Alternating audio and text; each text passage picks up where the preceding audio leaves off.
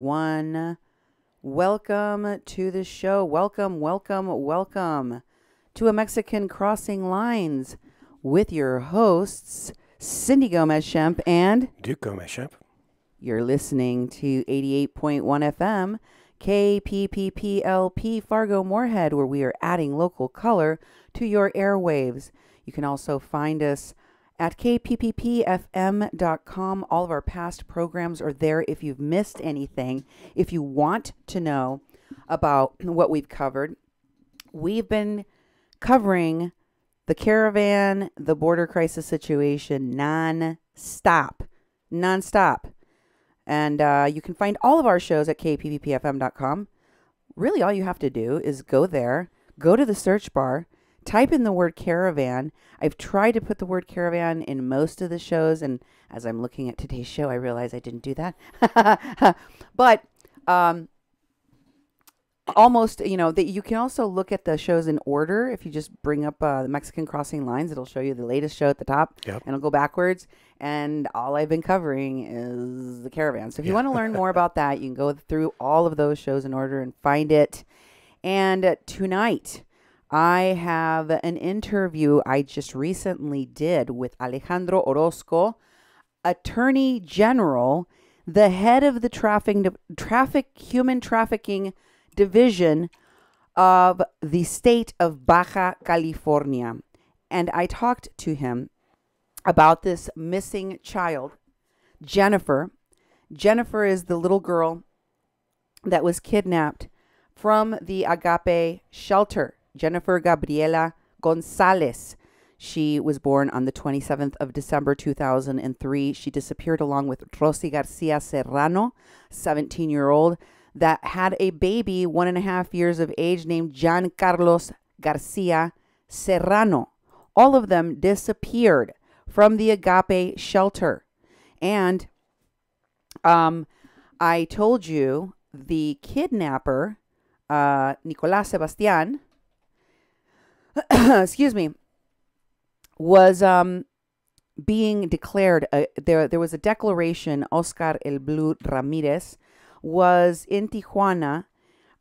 We spoke about what happened because he was out there waiting for a long time to interview the people, to interview the pastor and ask them, what did you guys declare? What was the declaration of? And Oscar was with me on Tori Says on Red State Radio. I don't know if you guys caught that interview with Oscar on Tori Says. If you missed it, you need to go check it out. It's pretty important to this story, so you should go check it out, okay? And what he said was that many of these kids, all of these kids were given the same offer by the coyote, Nicole Sebastian, which is, if you have sex with me, if you have sex with me, you can go across the border. That's your price. Wow. If you don't got the money, sex. Jeez. So this is the trafficking of children, right? We heard that in the interview with Oscar. Astonishing information that he was there to get right after these kids made these declarations.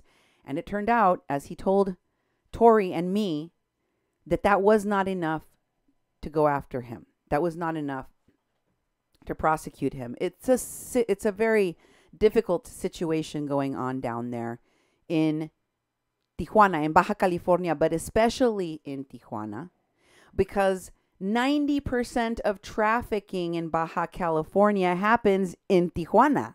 90% of it. And of that 90% of trafficking that happens right there in Tijuana, the majority of it is sex trafficking. It's sex trafficking because it's legal to prostitute yourself in Tijuana. All of this makes stopping the sex trafficking, especially of unaccompanied minors, all the more difficult. And that's one of the things you're going to hear in this interview with Alejandro Orozco, Attorney General of the Trafficking Department in the state of Baja California. You can go and listen to him tell you the statistic I just gave you, because that did not come from me, that comes from Mr. Orozco in a YouTube video. It's a really short YouTube video. Nemo can share it with my audience, where it talks about how 90% of trafficking in Baja California happens in Tijuana, and most of it is sex trafficking. So you can hear for yourself. Now, if you know that, to start off with, you know that this is what is going on, it has to trouble you deeply, deeply to hear what is in this interview. That is part of what my show is on today. I also asked him various questions specifically about the Caravan Support Network, specifically about the activists and their activities involving these minors, where they're giving the kids drugs, where they're keeping them in underground apartments, so they're not in legitimate shelters, they're not under the care of DEF, they're not being these situations are an environment rife for exploitation, or should I say sexploitation of these children. The statistics themselves tell you that. We're going to talk about that. I'm going to translate this interview with Alex Orozco, the top cop in sex trafficking in Baja California. And also, we're going to dig into this Caravan Support Network, because I have a doozy for you. I'm going to uncover who these people are. I'm going to show you from their own words, in their own words, what they believe, what they stand for, and who they are. This is going to be a very, very important and educational show for all of you who want to know who are these people that organize this caravan, that are funding this caravan, that are involved in the trafficking of these children, that are part of this group, a Caravan Support Network that I told you is full of anti-fascists and anarchists. And I'm going to show you in their own words what they say about themselves and what they do, what they believe and what they should do. Okay? I'm going to show that to you on today's show. But first, I want to thank you all for your support, for our work, for sending us everything that you do, for sharing the information that you do. We couldn't do this work without your support. I wasn't even going to do a show today, Duke, because you saw, I was working all day on the report that we are going to be taking to the Association of Borderland Studies Conference in San Diego. You're coming with, right? I hope so. You better be. Duke is coming. He is my protector. He is my best friend. Bodyguard. All of it. Also my technical support, everything. And we're going to be taking the information about these phony activists, these fake activists, and we're going to share it with academics. We're going to publish this. We're going to expose this everywhere. I need to go to San Diego to do that. Another wish, another hope, another desire of mine, a very deep desire that I have, is to go to Tijuana and meet with Oscar. Oscar has been the source of lots of very important reports on information he has investigated. He's been doing the legwork. I got to give him props. He goes places I don't know if I would feel safe to go. He's done things, truly incredible reporting from Oscar El Blue Ramirez. I would like to go there to do a collaboration, to bring back some of this information, because I'm listening. I'm listening to him. He's saying, here's where the problem is. Somebody come and look at it. I'm going to come. I want to come. We still don't have enough money to go to Tijuana. We might be able to go on a day, just for a day trip, but that wouldn't really give us enough time to cover, to research, to investigate everything that we want to do. I think that his suggestion that we go and stay for 2 days, that would be amazing. That's what our goal is. Duke, tell people how they can support us and send us information. If you can, please donate. We really need your support. We're a nonprofit. We do this work, media work, as a nonprofit. So this is for the good of the community. This is information everybody needs. Duke, how can people support us? Well, with pleasure. Mucho gusto, correct? That's right. Exactly. Muy bien. as Cindy said, we are a nonprofit, non-commercial radio station. We're located in Fargo-Moorhead. We have a 501c3 through the federal government, which means that we're a tax-exempt organization. It took us 3 years to get our radio station on the air. It took us 3 years before that to be a nonprofit, doing trainings in the community, getting people involved. We've raised money from the local community. We've had foundation grants. Right now, we're basically working from the community. And so any donations that are made to us are put to really good use because we don't have a fancy office. We have a studio in the back of our house. We bring people from the community into our house. Our life is very public because we have the community involved. And we put every dollar we receive into the programming, into the organization so we can do the work. I'd like to thank people for sending us information. There's a bunch of different ways to get a hold of us, and most people have been using Facebook. It's 88.1 FM Fargo-Moorhead is our Facebook page for the radio station, but we also have the People's Press Project, which is a nonprofit umbrella of the organization, the 501c3. The People's Press Project is another Facebook page we have, and we have Mexi-Can, which is focused on Mexican issues. It's Mexican, not Mexicants. And we have a web page for that too. Those are different places you can get hold of us on Facebook. If you want to just do old-fashioned email, you can send Cindy an email at cindy@kpppfm.com, or me, Duke, at kpppfm.com, or Nemo at kpppfm.com, and those are and Lizzie at kpppfm.com. She never checks that. Never checks it. But but we do have also a call-in line for because we broadcast on the air. We do the Facebook Lives. And when we broadcast, I take the programming and I strip the audio and I edit it for on-air play on the radio station in the Fargo-Moorhead community. And we have a call-in line where you can leave a message, and people locally can do that, or anyone in the United States, or if you want to spend some money if you're out of the United States, you can call and leave us a message.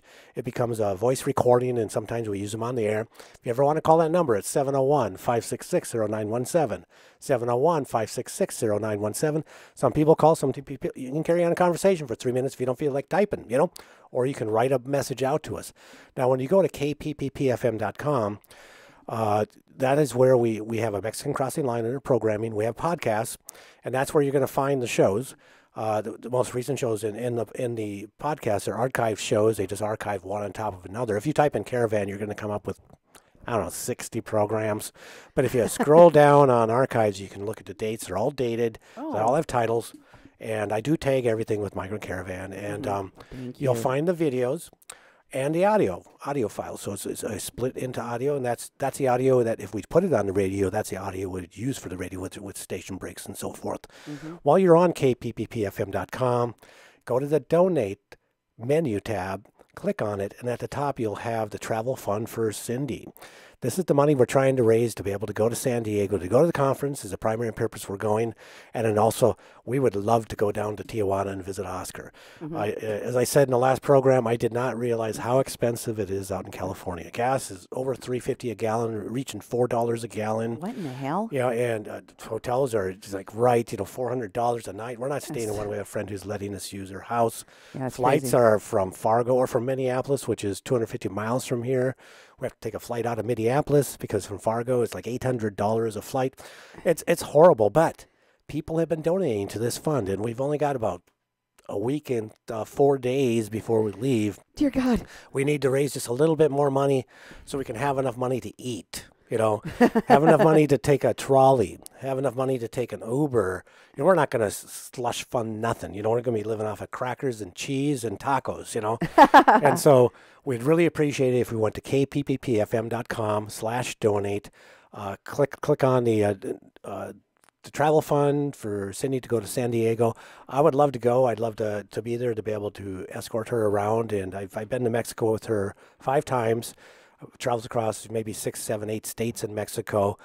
She's my guide, but also I give her some solace and protection as being her, her spousal, and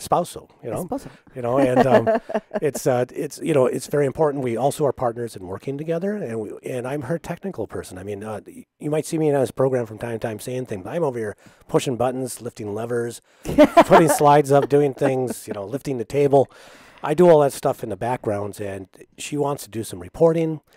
I need to bring some equipment. I need to figure out how to deal with the different countries, upload, downloads, and all that sort of stuff. Yeah. And what to minimally bring to be able to do some recording when we're there, and to be able to do some coverage, because that's one of the reasons we're going. So any support you give us, would be so appreciated.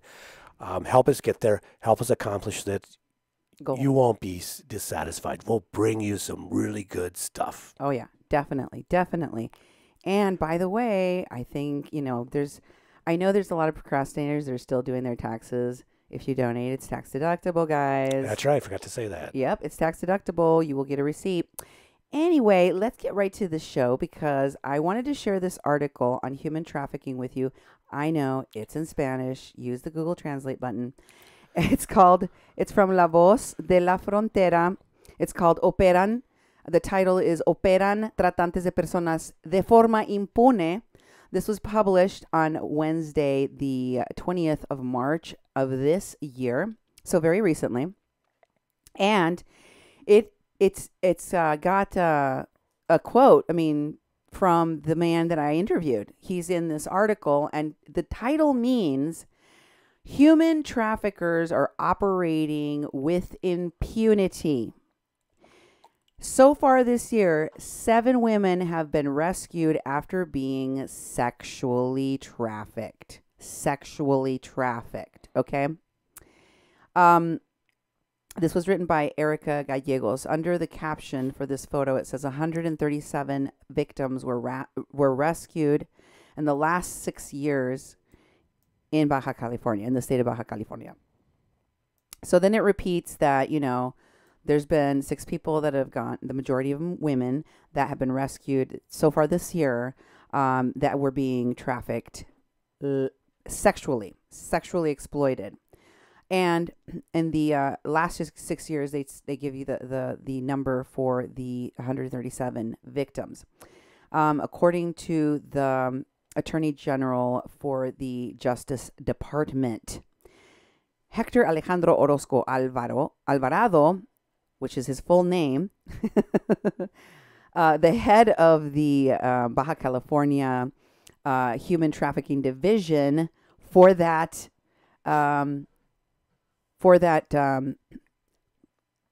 department, indicated that this was a very complex crime to prove. Quote, "It is very difficult and complex. We're talking about but basically catching someone in the act in that moment when they're being trafficked sexually. And that's a really big problem that they have. So we have to, have a warrant out for somebody, and that's a lot easier to go after. There's a warrant for someone's arrest, that they've already been charged, right? And he said that there are 11 modalities to the trafficking of humans, but the most frequent type is sex trafficking, where victims are forced to prostitute themselves, many without ever seeing a dime. In the state of Baja California, the law prevents, punishes, this crime with between 15 to 30 years of prison for those who commit sex trafficking exploitation of people.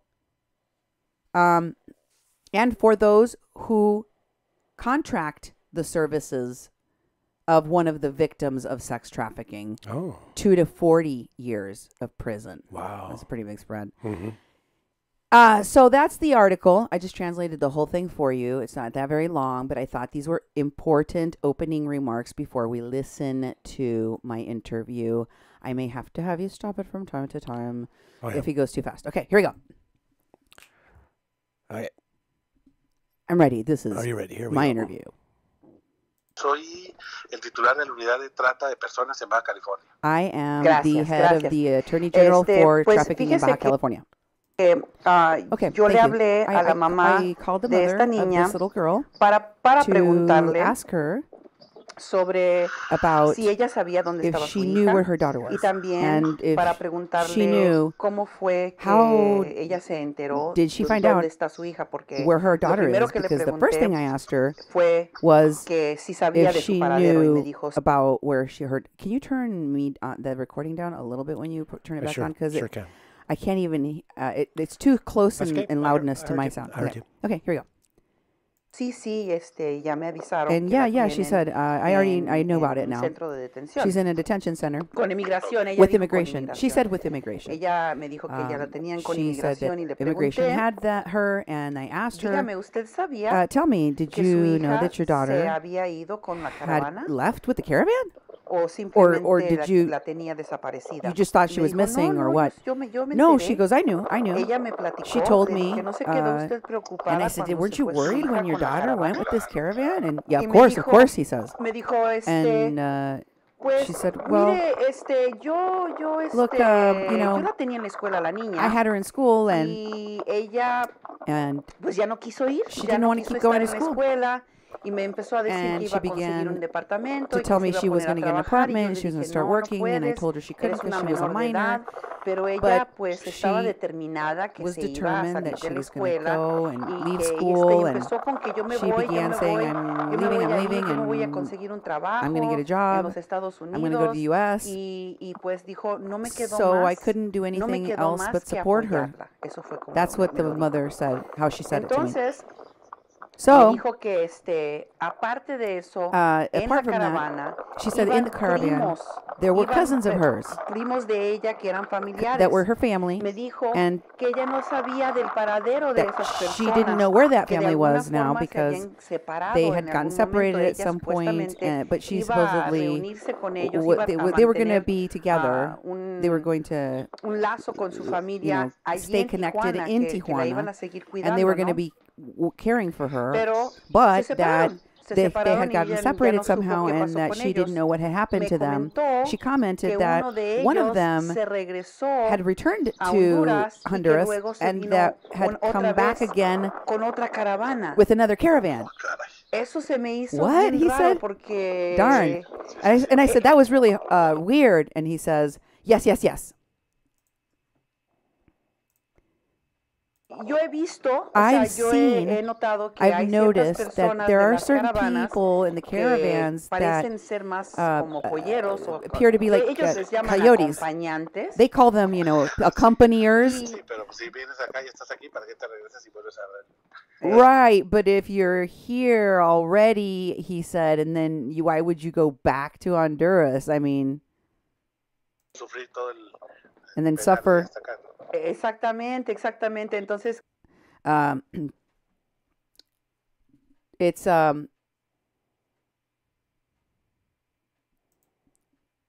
okay. Go ahead. Sorry. que eso se me hizo un poco Yeah. raro. Y luego I thought it was really weird. también Could you turn up my volume a little bit on my microphone, or you don't think that's a Yeah, good idea? I sure Okay, can. thank you. Just a little, yeah, there. I can hear it a lot better now, honey. Thank you. I really appreciate it. pues del hecho de que supuestamente esta niña Because supposedly iba a this little estar con girl estas was personas, supposed to iba a be with her quedarse con family ellas. members, Sí. Exactamente. Sí. Y Exactly. resulta que ya se fueron, ya no supe dónde estaban, ¿no? and then Y la niña se quedó so then, and he says, so then when they left the girl, nobody knew where she ended up then. And I Pero said, sola. Ella y eso. Sí, la niña se quedó sola. right, exactly, because she ended up all on her own then. Cuenta a hacer sus cosas, llegaron a muchachita sola, sí, efectivamente. Yeah, I mean, they took off to go do their own thing, and they left this little girl all on her own, definitely. Hay Sí. muchos indicadores, ¿no? Otra cosa que le pregunté a ella sobre Another thing la I asked her, seguridad de su hija. it was ¿no? about the Porque, security of her daughter, cualquiera que conoce lo because que es anybody el that trayecto knows what de the cruzar trajectory is por of México sabe crossing que through Mexico, especialmente especially para una dama, for para a una young señorita, lady, for a señorita, of course, he y said, le totally. pregunté, Peligroso.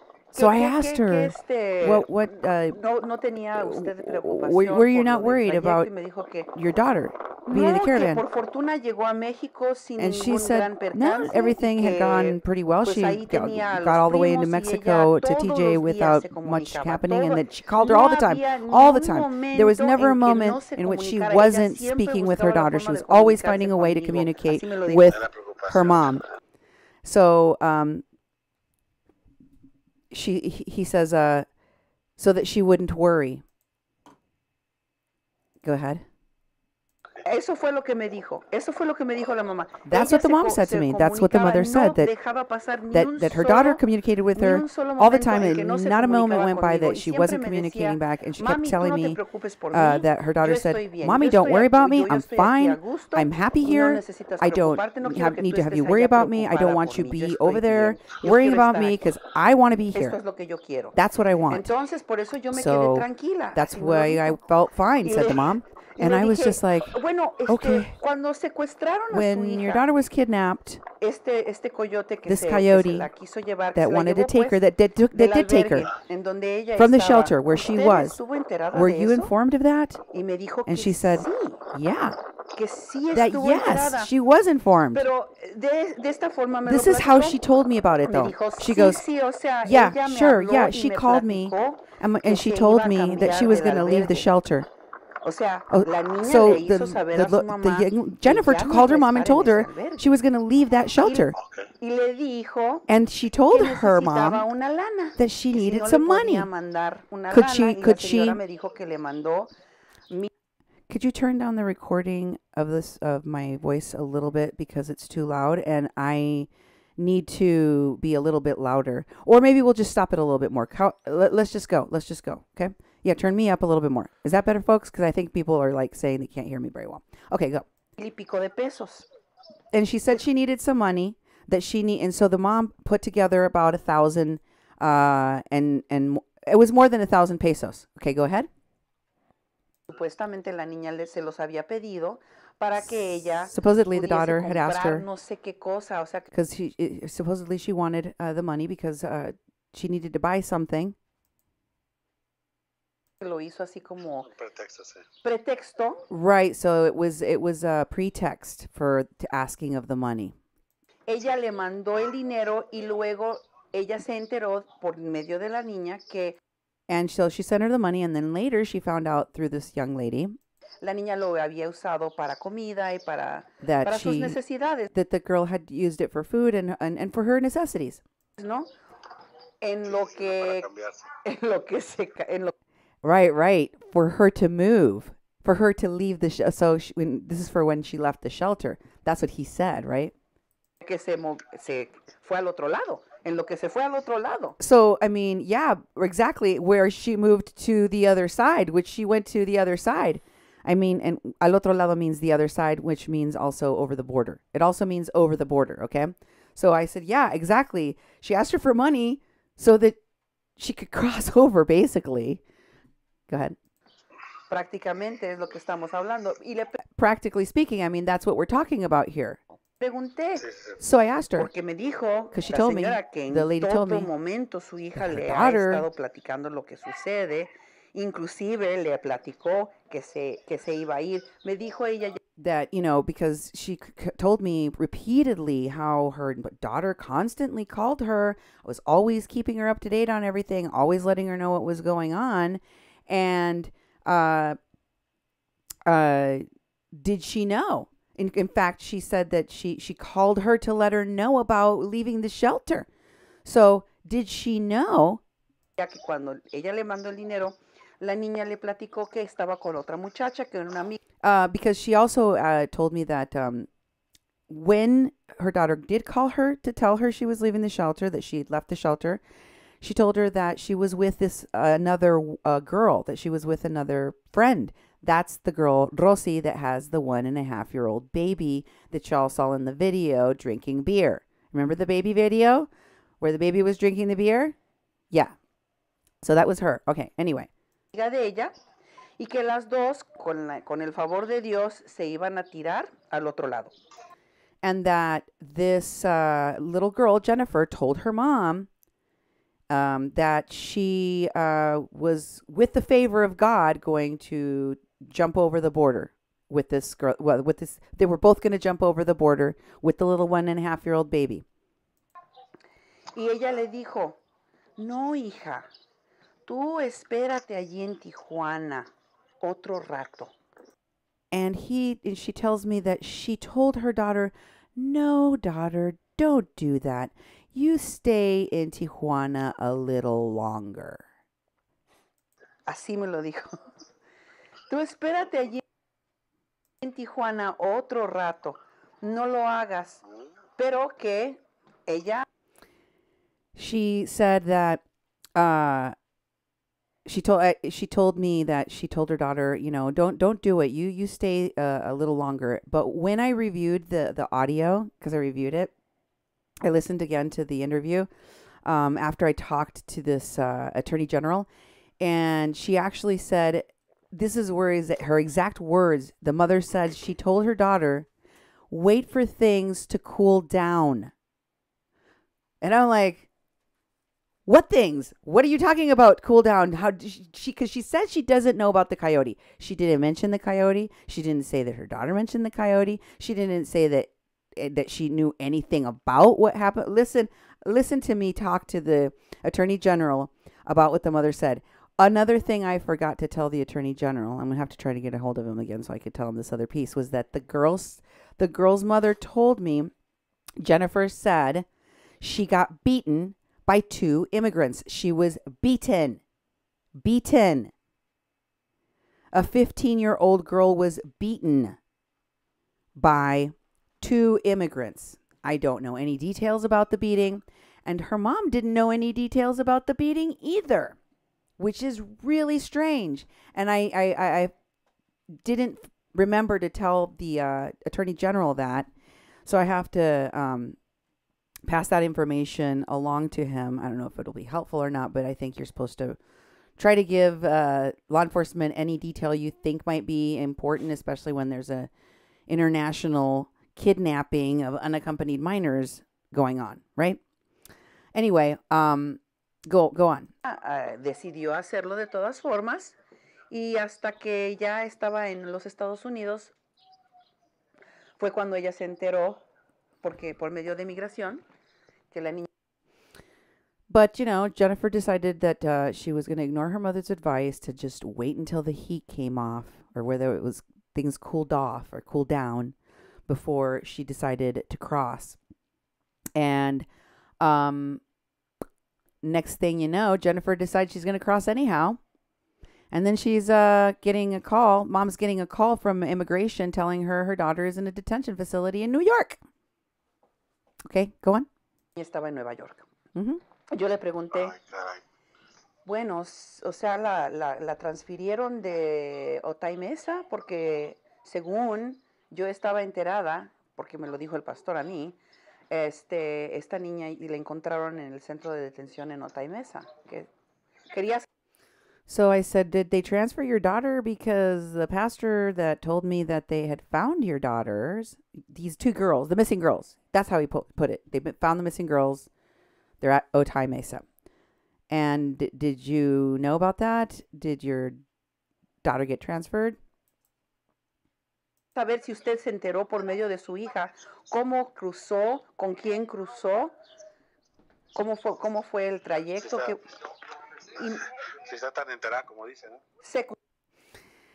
I said, so I wanted to know, since you've spoken to your daughter now, did you get the details about the crossing into the United States? With who? How? Where did she cross? What happened? And he interrupts me to say, if she's in such great contact with her daughter on the regular, all the time, like she says, right? And I'm like, exactly. And this is what happened.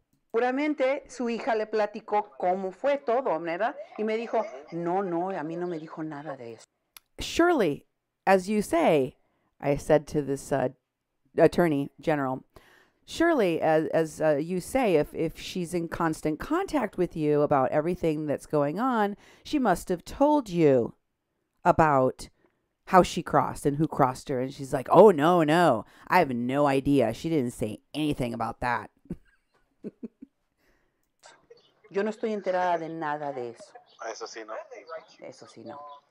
Y pues And he said, not about that, huh? Not about that. entonces le pregunté cuáles eran los planes de la niña, qué se esperaba para ella, y me dijo que, pues ahí tiene una tía en Nueva Jersey, y que ya le está consiguiendo los papeles a la tía porque la tía dijo que la iba a recibir. So I asked her, what's going to happen to Jennifer now? Do you know what's going to happen to her? And then she tells me, well, guess what? Jennifer's aunt lives in New Jersey. And mom's already getting all the paperwork ready for aunt from New Jersey because the aunt from New Jersey agreed to receive her. In other words, to sponsor her. Do you know what that means, folks?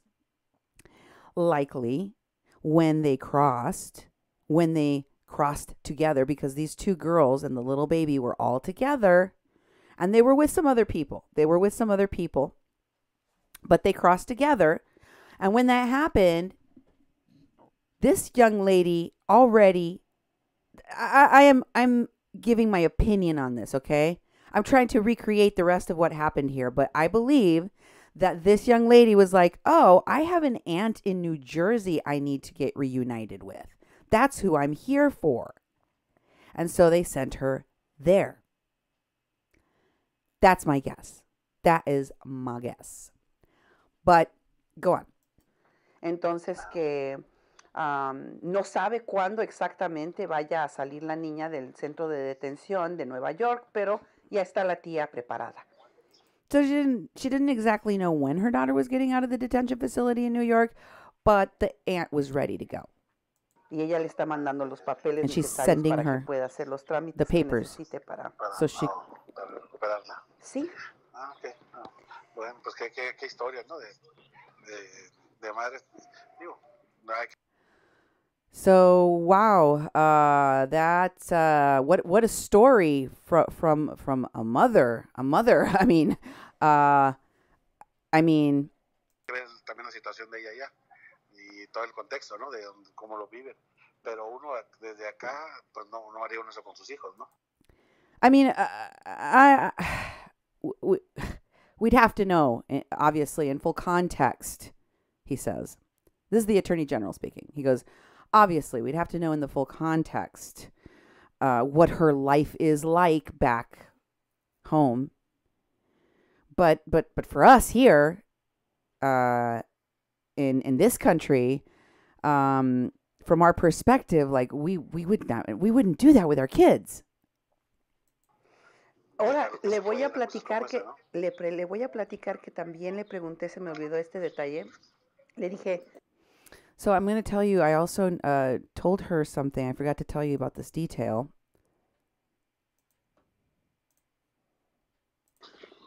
¿Usted tiene más hijos con usted allí en Honduras? Y me dijo, sí, tengo 3 hijos. Y luego me dijo que ella, pues usted sabe, así me dijo, pues usted sabe cómo están aquí las cosas en Honduras.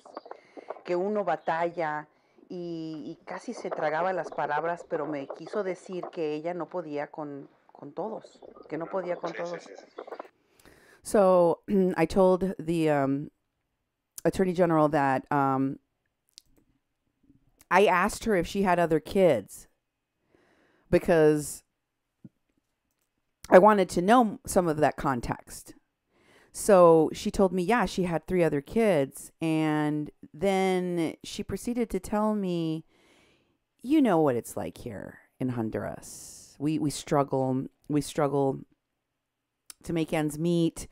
And you know, her voice was hesitant. It was almost like she couldn't get the words out. But basically, she let me know she couldn't handle the care of all of her kids. Okay. Sí, es una forma de desahogar su carga, ¿no? Sí, sí. Yeah, in a way, she kind of wants to relieve some of the guilt of her responsibility. Her charge is the word he used. Se me hizo una cosa súper, súper rarísima. Como madre que soy, así me quedé así como traumada. Exactamente.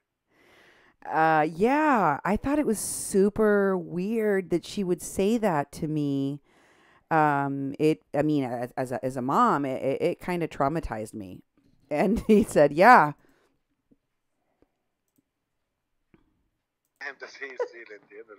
Sí, uno Yeah, I ve understand you. situaciones y no las comprende del todo, It's pero hard to quién sabe ya understand a viendo el situation like contexto that. en el que viven And when ellos, ¿no? you have to know the context of Y le what's puedo- going on in their life. Tampoco uno, ¿no? ¿Le puedo preguntar algo? Dígame.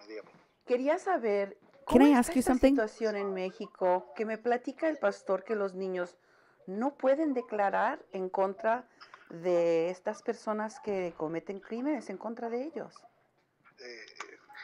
So, could you explain to me what is with this situation in Tijuana, where the pastor tells me that children cannot bring a criminal complaint against people that commit crimes against them? They can't say, that they're being harmed, and this is what he said. No, no, es un testigo. Cuando son víctimas, claro que no, pero lo que pasa es que aquí nuestras leyes. No. They're witnesses. They're witnesses. They can definitely declare. What goes on here is this. Go ahead. Cuando te presentan a un menor. When they bring you a minor to make a sí, declaration, pero después de ahí, they pues, made a ¿dónde lo declaration. dejo? But Porque hay then que where do you darle go from protección, there? por las You have to leyes. protect them under the Y law. aquí hay un lugar que se llama DIF, And there's a DIF Defensor here, de la familia. and Entonces, el DIF es el que se DIF hace cargo de is in esa charge of situación. that. El DIF ya después lo refiere a DIF algún albergue, refers pero them ya to a es shelter. una revisión de esas They cuestiones, ¿no? check De them con quién se va a over. quedar y They que figure sobre out todo who para they're el going to stay interés with. superior del niño, para evitar This is que all for the sufra best alguna care of the situación, child ¿no? and to avoid Pero esa es bad la cuestión. situations. Entonces, en una autoridad y si son muy cerrados, eso es lo que pasa. Que si es menor, pero si después que te declare no tienes algún familiar If you aquí, don't have a pues yo family te voy a member, mandar al DIF. Esa es then la they're going to cuestión. send you to DIF. ¿Sí me entiende? Sí. So Es por darle protección al menor. Porque el que mira, no, es que mi papá habló con los de Agape y dijo que no hay ningún problema. Pues sí, pero es una parte que fue verbal. Pues no, la autoridad no tiene la certeza. With kids that are on their own like that, you don't have a certainty that for example, somebody would say, oh, well, you know what, my parents told me it was fine for me to stay at Agape. I mean, how do you know if they're not with them? They're not really an authority. There's no real authority, a parent figure, like somebody that's in charge of them. Que ha sido el papá el que haya hablado. We don't know if it was the Y father no that tiene certeza called. que pase aquí en el albergue, a final de cuentas, porque es una menor. Después puede poner una responsabilidad la autoridad si no hace algo en esos momentos. Y eso es lo que pasó. No tanto que no puede declarar, no, sí, todos sus testigos pueden declarar de cualquier. And it hamstrings authorities and able to do their job. But they don't stop anyone from making a declaration. Everybody, even a baby, if it points someone out, can make a declaration against someone. Es lo que le menciono, la protección del niño, But we have to protect the children. menores, que la ley obliga a que Law esté con una persona, obliges them to tutor, put persona que sea a cargo them de ese under menor, guardianship no of dejarlo someone's siga. care. They Aquí can't se va, just que ese niño lo stay at regresa, a ok, se va shelter. con aquí a Agape en este caso, ¿no? They can go to Agape Al rato llegan shelter. los papás y, oiga, ¿qué pasó con mi hijo? Que estuvo declarando y ¿dónde está? Later on, pues se fue al albergue, ¿no? later on, the parent might show up, or an authority figure might show up and be like, what the hell went on here? Why is my kid making a declaration that they were assaulted or something, that there's something happened to them? I'm the parent, and the authorities here would be in trouble. Porque el albergue ellos no son nadie, ni, ¿sí me entiende? Ha habido muchas situaciones de esas. Entonces como que la autoridad también ya dice, ay caray, ¿qué hago, no? Si lo declaro y al rato vienen los familiares y le pasó con la muchachita y al rato que por qué no lo mandé al DIF y que la autoridad, es por eso, nada más. El temor que se tiene ya de otras cuestiones. Duke, could you check? We're losing a lot of packets and the broadcast is very janky. Nothing I can do about it. You got full audio, so. Okay, I'm sorry. Sorry about that. Well, people are not getting full audio on their end because we're losing people because it's very difficult for them to listen, and they're getting buffered out and kicked out. Just, I don't know if you could do any magic over there. Nope. That might change it if it's possible, but if you can't, I suppose then we will just deal with it. Sorry, folks. I really apologize for that. Let's go. Pero de que puede declarar, sí, ¿eh? No hay, la ley no They lo pide. definitely can make a Cualquier persona puede declaration. declarar siempre y cuando tenga conocimiento de los hechos. Okay.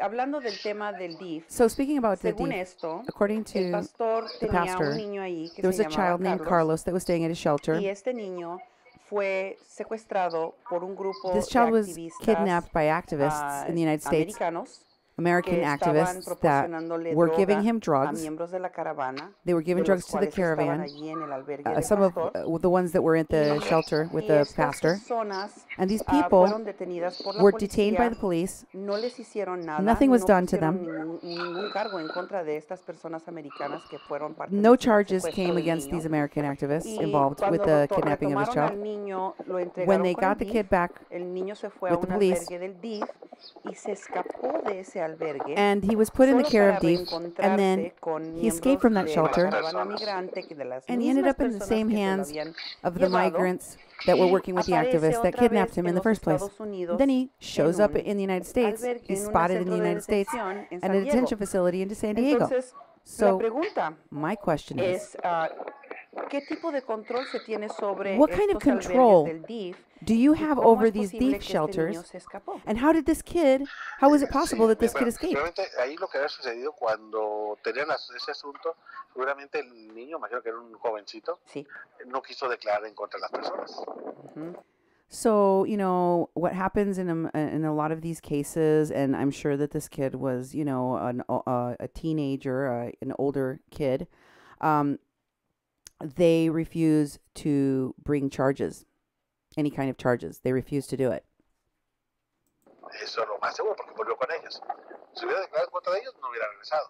Entonces, es algo a lo que Turán se enfrenta, porque... So, you know, because if he had made a criminal complaint, if he had made a statement against those activists, they wouldn't have come back. They wouldn't have come back for him.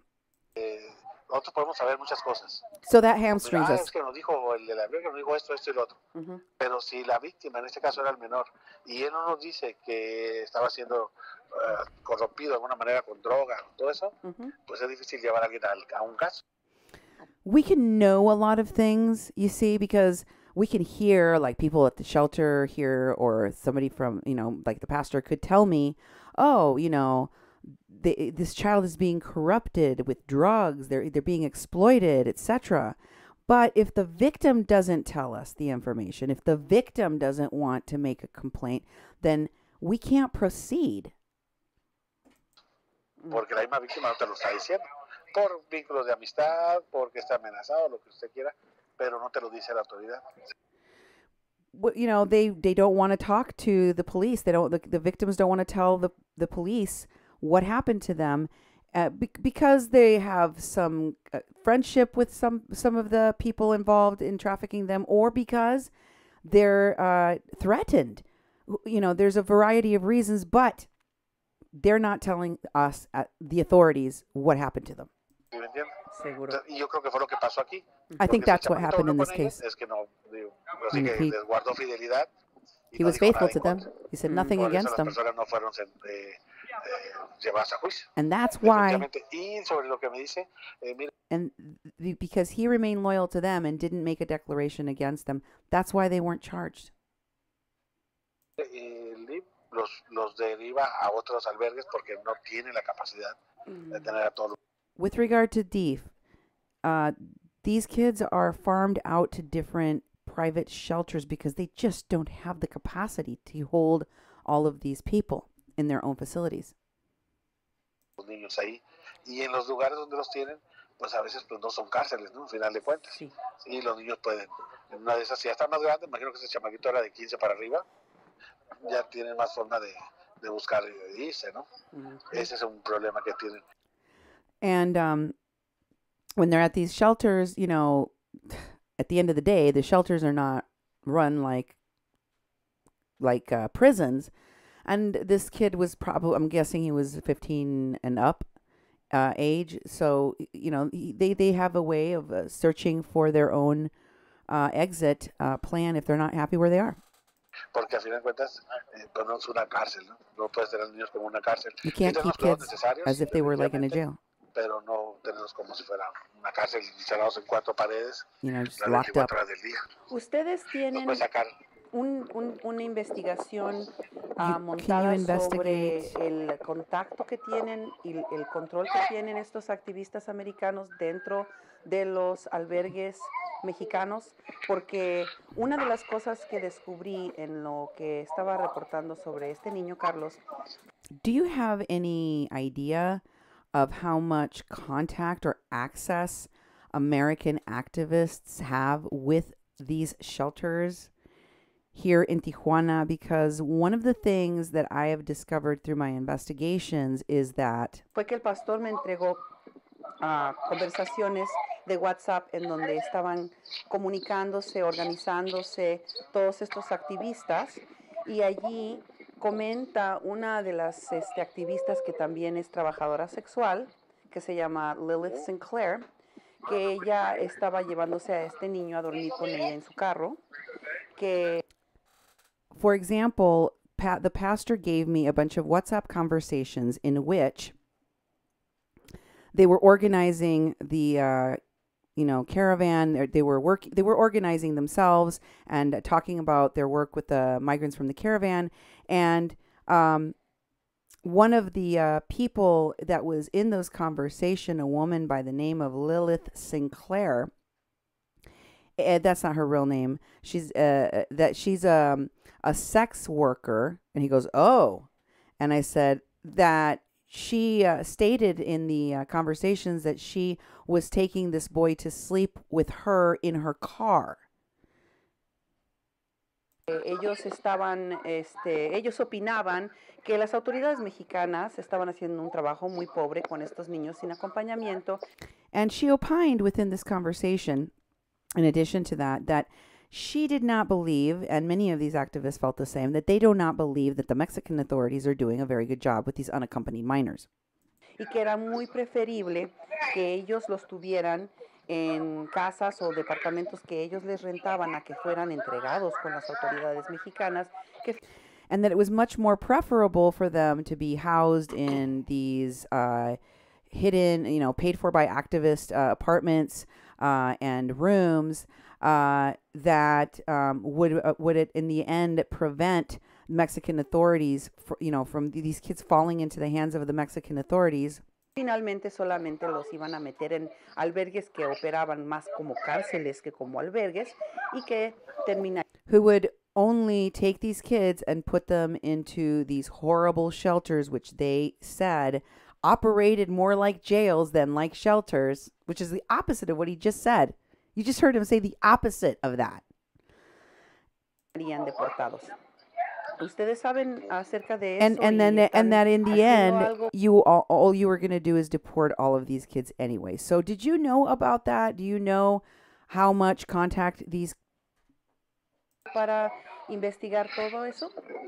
Esa área esa sí ya no me corresponde.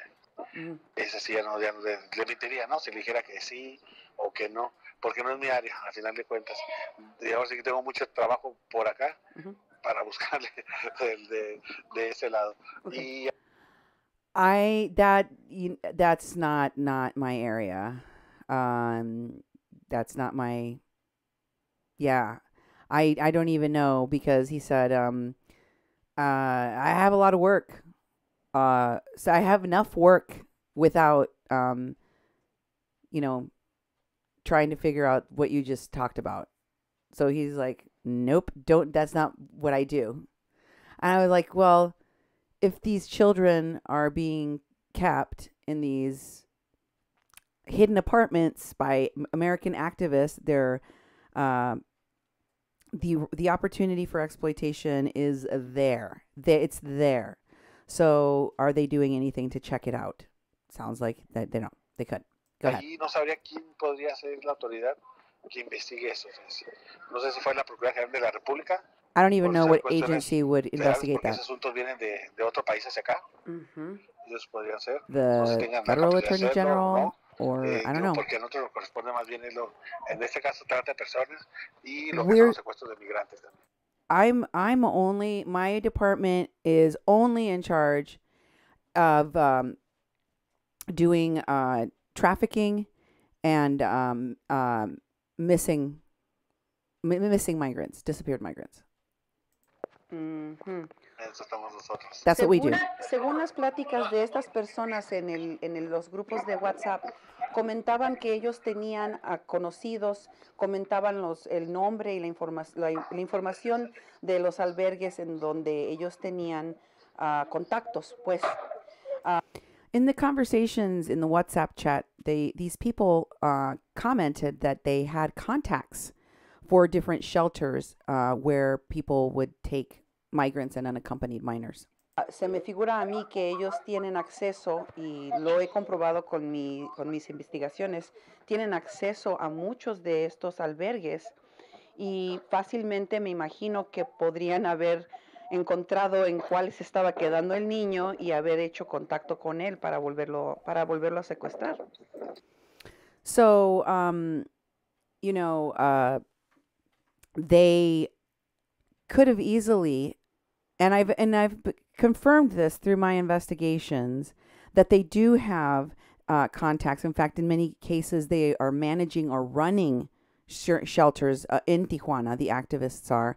And so with that knowledge, it could have been very easy for them to have contacted this kid or had somebody within their contacts inside of that shelter let this kid know that they were looking for him and had, the ability to basically traffic him again, Go ahead.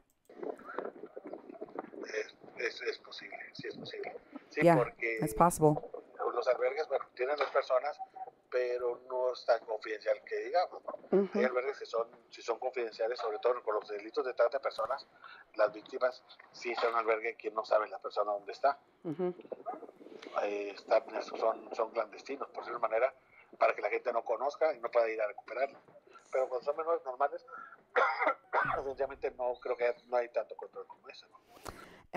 There are shelters that are, very protected, like, nobody knows where they are. And we have those specific types of shelters for people that are victims of sex trafficking. So that, they're in a secure place and nobody can, the sex traffickers can't find and re-kidnap these women or people, excuse me. But when it comes to unaccompanied minors, and we don't have the clear, if it's not sex trafficking, it's a lot harder. Porque como que no se piensa que va a pasar algo de eso. Bueno, usted que tiene este trabajo de ver la trata de personas, también no sé si está enterado, porque el pastor a mí me lo platicó, inclusive dice que se lo platicó al senador Jeff Merkley cuando fue a su albergue, que los activistas americanos tenían a estos niños en departamentos o cuartos rentados en la ciudad de Tijuana, y que inclusive era difícil para las autoridades como usted de saber qué cantidad de niños sin acompañamiento había en la ciudad, ya que estas personas, como quien dice, los tenían escondidos y que esto... So I wanted to ask you one more question about the situation with these unaccompanied minors in these secret apartments, because the pastor even told me that this was an issue that he brought up to Senator Jeff Merkley when he recently visited the Agape shelter, that these activists are keeping these kids in these rented apartments, in these rented rooms throughout the city that nobody knows about, and practically keeping that information hidden, even from authorities like you that don't have a way of knowing exactly how many unaccompanied minors and children are here in the United States because of them. Se podría prestar a la trata de esos niños. Otros delitos. Sí, exactamente. Su comentario. And I feel that that is a situation rife for exploitation of those children. And he said, right, or other crimes being committed against them. And I said, yes, exactly. Your comment, sir. Mire, el delito de trata de personas es un delito muy complejo.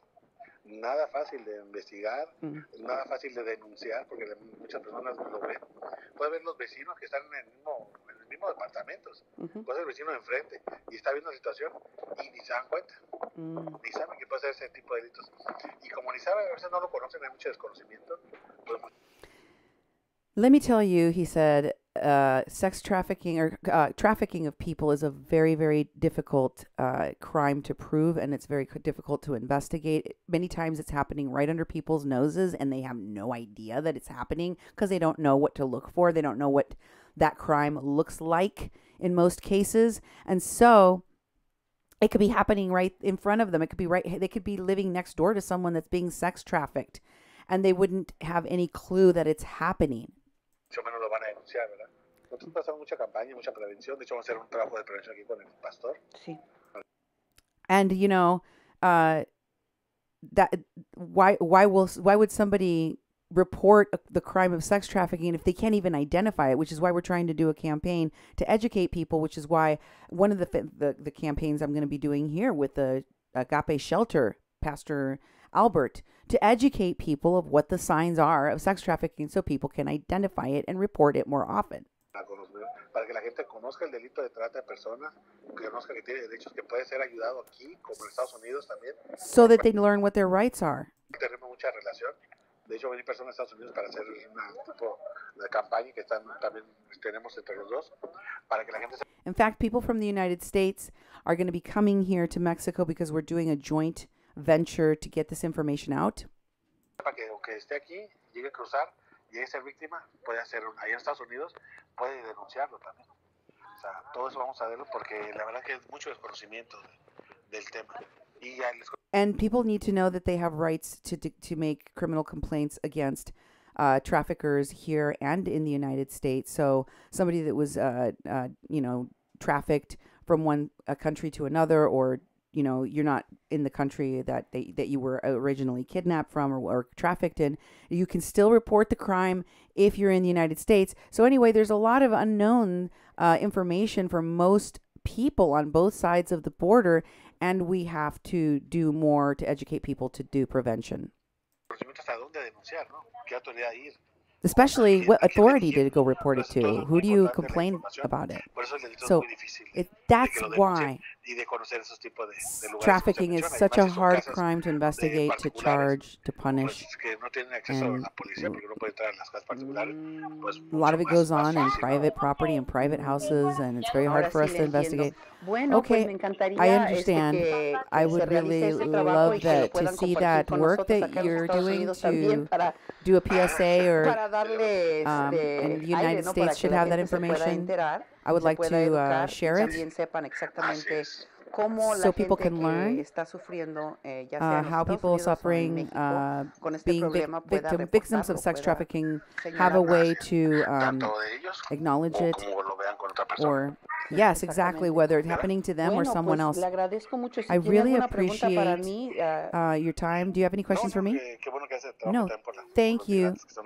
Thank you for doing the work you do, for helping people that are in these conditions, for your work as well. We've been doing this stuff for a very long time. And you know what? The horrible things that happen to people that are trafficked, it's sad because they come all the way up here and then this happens to them and they really don't deserve it. And I said, no, they don't deserve it. And that was my interview with him. Okay, so I know I could have just told you what he said and said, believe me, but I wanted you to hear it from his own words. I know que tengo seguidores que hablan el español y que entienden bien y que pueden verificar si la calzoneé con la traducción o no. So you guys could call me out if you heard me do a translation of my own stuff and it wasn't accurate. But I like to show my work. You know me. I like to make sure that people can see, right? Because I'm a Mexican crossing lines. And if you just joined us, I was just talking to Alejandro Orozco, Attorney General, head of the Trafficking Department for the state of Baja California.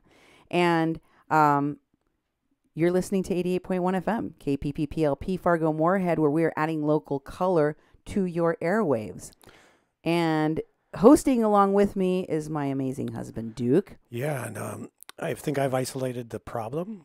Did you? Great. But you won't like what I have to do. Okay, You're all going to get you're going to get a little spinning wheel. Okay. Because my packets aren't going through the number they Okay. need to. So I'm gonna do something, but don't go away. Don't go away. The spinning wheel will happen. Don't go away. It'll Stay spin right like this just for a little bit. Just wait for it to buffer for a second. Okay. Yep. Here it comes. Wait right there. Go. It's not responding. Spinny wheel There we go. of death. There we go. All right. But hold on, I don't know if we're back yet. Oh, we're back. We're there. It looks like we're fine. Yep. It looks like we're fine. Okay. It says we are broadcasting. Everything is going good. And I really apologize for whatever the heck the buffering was going on. You can invite people back in and tell them we're troubleshooting stuff over here. Oh, it says reconnecting. So hold on. You're getting a spinning wheel, or you will in about 30 seconds. But stay with us. Stay with us because the best part of the show is yet to come. Okay? The best part is yet to come. Now I'm going to expose these people. It makes me angry. It makes me angry. It makes me feel powerless. Like, I know, and boy, I really do mean everything I said, okay? I mean everything I said when I told him I would really like to hear that PSA. I would really love to share it. I would really like to do the work of explaining to educating the public on human trafficking, educating the public so that they can more report things more. But it is a little it's more than a little disheartening. It's more than a little disheartening to hear him tell me how rampant this problem is and how little is done about it. It's just like heartbreaking because it makes you feel like there's nothing that can be done. But there is. Okay, so now it says the broadcast has been interrupted. And hopefully it'll be back in just a moment. It's going to be fine. No spinning for a while now.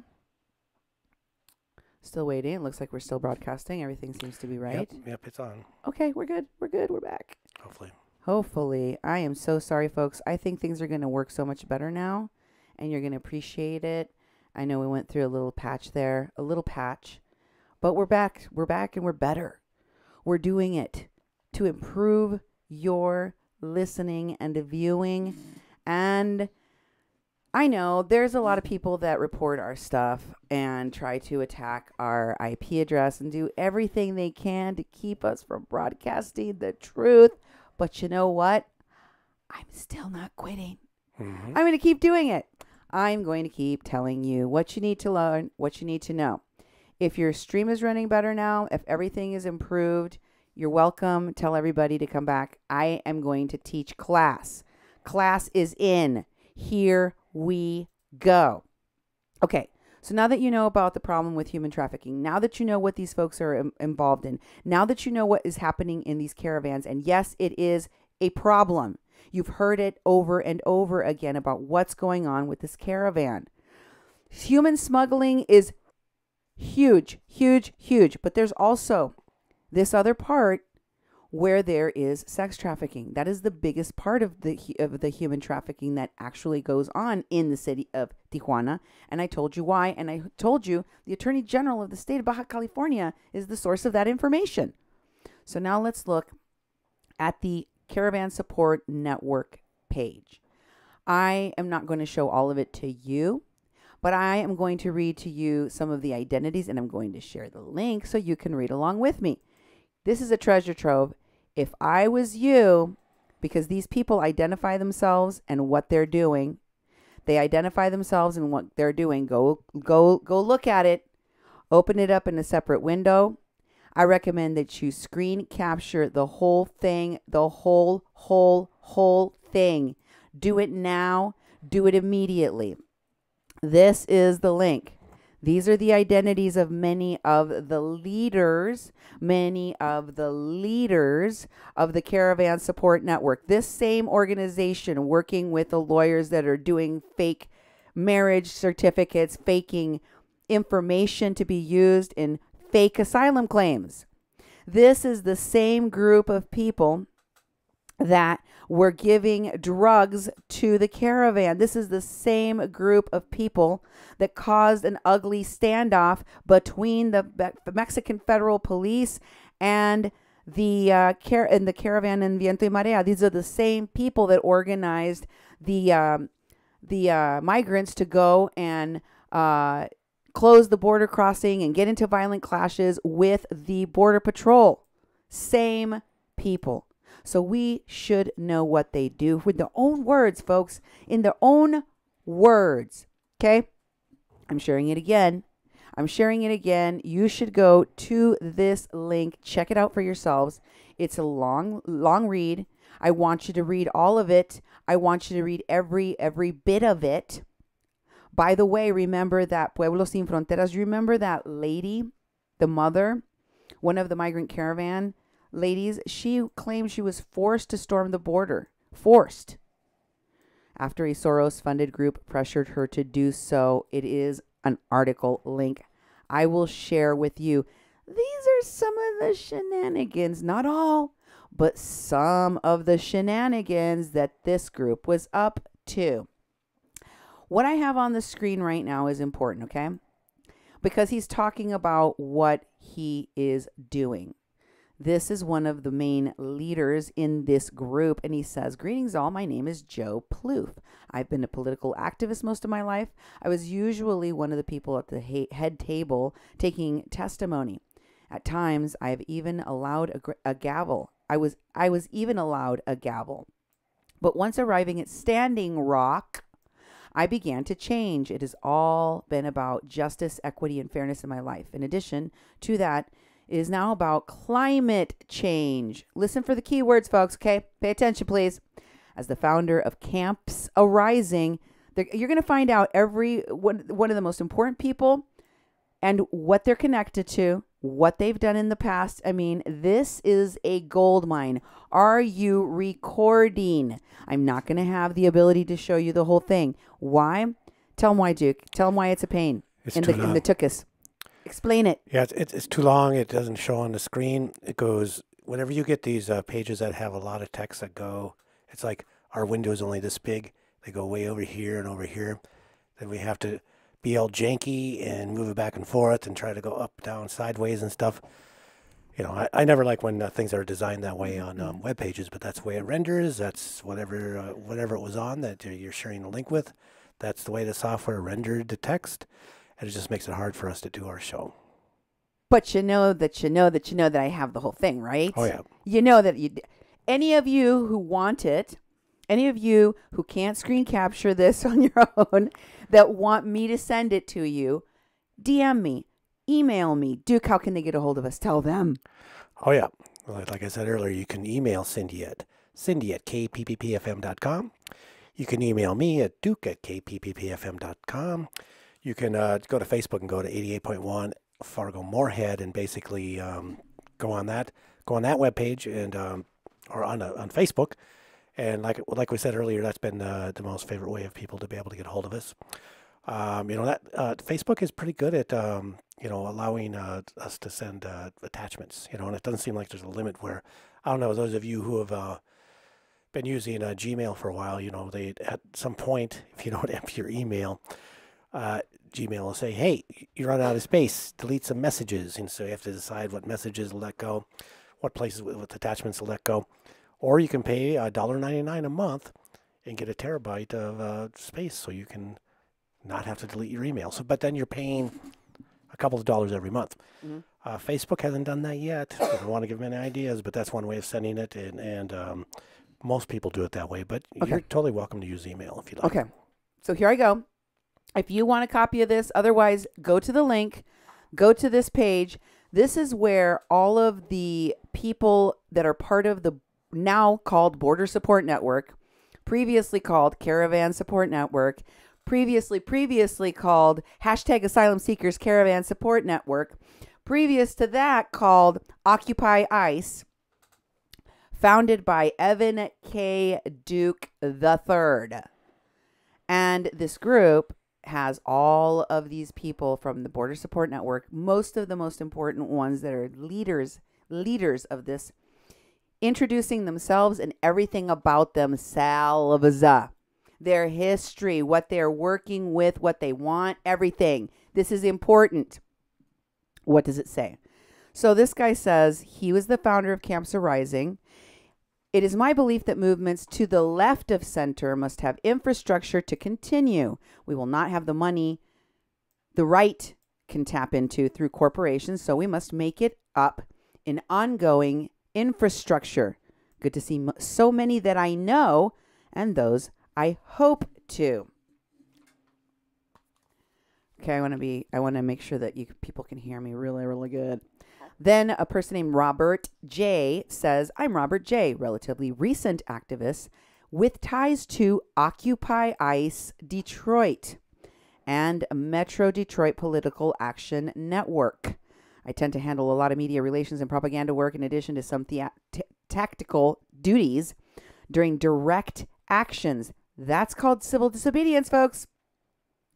Main group accomplishments: shut down 2 of the Detroit ICE admin buildings, 4 confirmed deportations stopped, possibly up to 10, introduced legislation to ban conversion therapy in Michigan, I think, after direct action. Again, direct action means civil disobedience. You know, you can get arrested. You're going to get arrested. That's what it means. Got Detroit police to stop responding to Department of Human Services after a radio interview and call campaign, and 2 years of hosting Detroit Slut Walk. And somebody says, welcome, Jay. Then Jessica Pozinski, I've shown you her before, and I told you she's connected to BAM by any means necessary. And I showed you Evan Dukas too. Remember? I showed you? They're friends with Yvette Falarka. She says, hi, I am Jessica Brzezinski, Ann Arbor, Michigan, activist around immigration, anti-fascism, #MeToo, impeach Trump. I'm a mom and cancer survivor. I am always up for direct action. I'm a communist. That's still legal, right? Mordecai Kenobi said, Loki Kenobi, I use an alias for reasons that will, if you hang out with me for any period of time, become obvious. Associated with the couple of Antifa groups. I don't blindly follow anyone, however. Huge Donnie Dip beep hater. Huge, whatever the opposite of fan is of Proud Boys, 3%ers, and 45 supporters. One of my favorite activities is trolling Donnie Jr. or Eric or the idiot twins, Franklin and or Lindsey Graham, or really any of the alt-right usual suspects on Facebook and previously Twitter until I was permanently banned. I also love confronting the bullies at protests. I love the look in their eyes when the 6'3" crazy looking white boy steps between them and some 120-pound Muslim. Pot stirrer, jokester to my friends. Pot stirrer. You know how I saw these people stir pots? By confronting the police. By confronting the police. Okay, Mordecai comes back and says, not that 120-pound Muslims would necessarily need my help.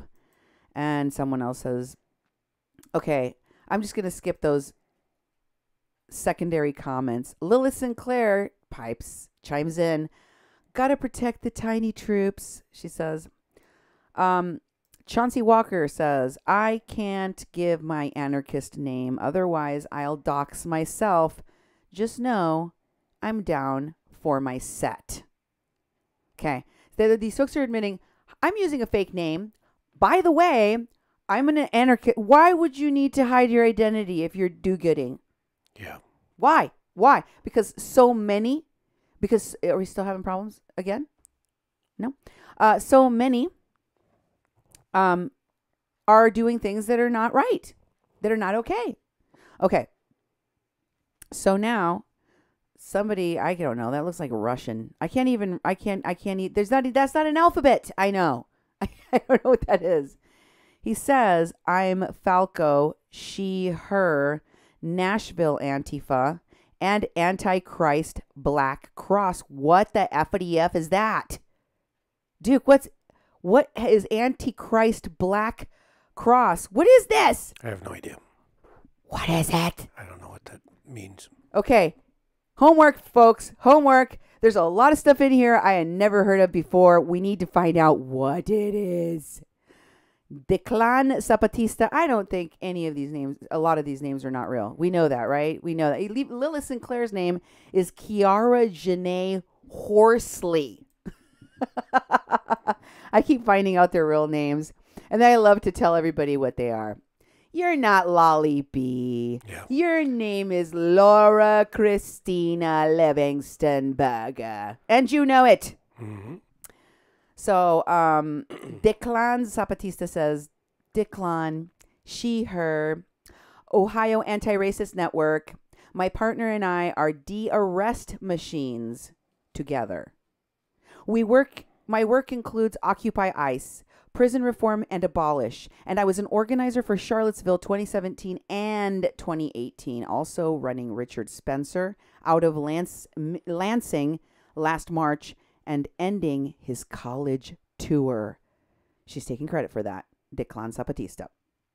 I do a lot of hashtag Operation Love Support, and we do Flint water drops periodically. Apollo Yurlov says, Apollo, he, him, Nashville, 161, GLA as F. What is GLA? I am the poopy medic. I am the crappy medic of the A&I medical duo and a full-time Henlo hunter. Henlo hunter. I don't know what that is. Henlo hunter, is that like Pokemon Go? Someone says, and he says that depends on who's asking. Is this Loki, or did Henlo jack your profile? And then Armand Stark says, oh, Apollo, I forgot to tell you, I had a possible Henlo sighting at a nearby lake. I'm certain it was Scuba Steve. I know for a fact they are in cahoots. Or could it be the same person? And Apollo Yurlov says, I feel certain that they are one and the same. That was in code. I don't even know what that meant, Duke. What did that mean? I have no idea. William Tester says, hi, all. Bill Tester here. I'm a conversation arborist and writer, right now researching the U.S. intelligence community, active in most street actions in New York City, and block Lone Ranger, long game advocate of national general strikes. What's that? What the hell is that? Okay, Ronan, Declan says, Ronan AFA, the bravest. Next person, Stephanie Graybill, mother of 6, grandmother, water protector at Standing Rock, cook and promise keeper at Camp Promise. Camp Promise! The one that was started by the guy, that ex-skinhead. What was his name? Sinclair? No. No, she's a sex worker, Andy. You're getting them confused. Oh, the guy from Michigan? Yes! It says Lancaster and Stand Camp against the Atlantic Sunrise Pipeline. Former vice president of Lancaster chapter. Remember, that's the one that was Chelsea Lyons Kent, the one that raped a journalist with Truth Against the Machine along with Jordan Sheridan of the Young Turks. Remember that whole debacle? Mm-hmm. That is what this camp that she was at. Stephanie Graybill was at that camp with those people. Man.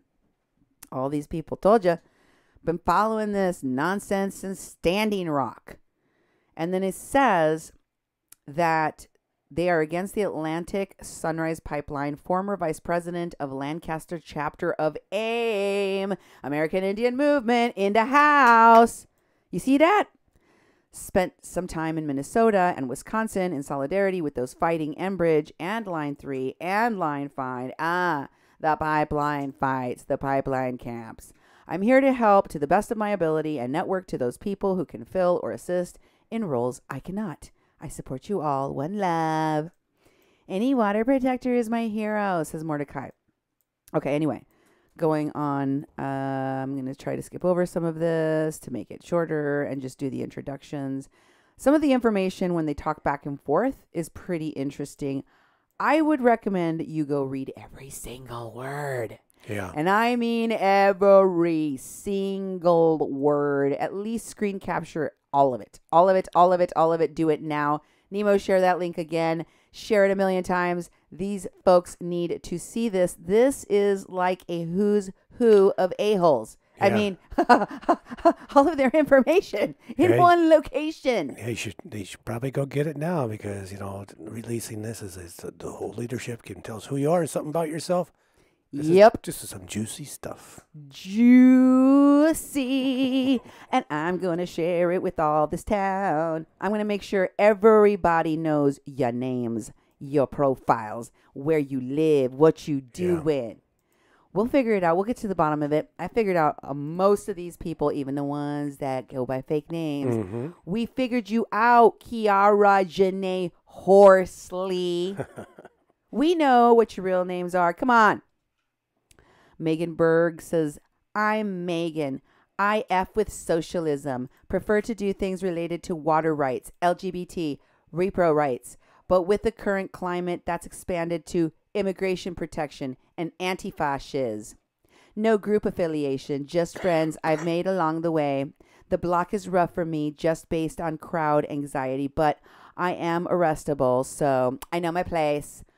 I'm ready to be arrested. I don't like to do it if I don't have to be like in a big crowd. I'm down to get arrested. What in the hell are you going to do that you need to get arrested, Megan? What?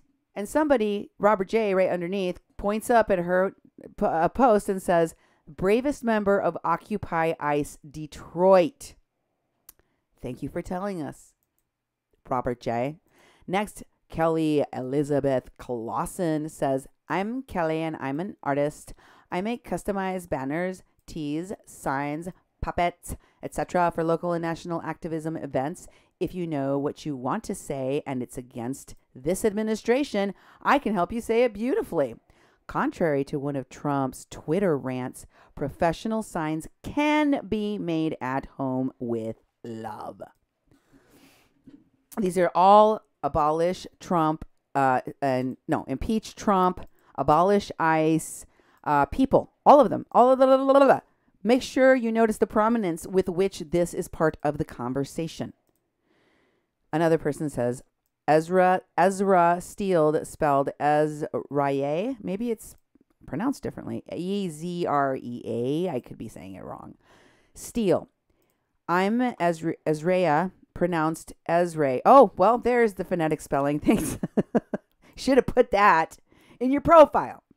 A resident tech nerd. I do code and server stuff and will help wherever I possibly can. Next, we have Jones R. Len. They call me Che. I'm a seasoned activist, writer, and part-time laborer. I am more into the street aspect of actions. I am friends with many activists across the U.S. I helped organize the night before. I'm a broke man, so I contribute in the protection area. Mordecai then chimes in and gives us a little bit more of an idea of what does that mean. Notice how many people have talked about violence and being violent so far. Are you paying attention? And they say, Mordecai Kenobi says, Che is far too humble. He's a professional badass. And then Raisha Reneau, spelled Reneau, Raisha, says, greetings and salutations, fellow activists. I relocated to Michigan in 15 from NorCal, Humboldt County.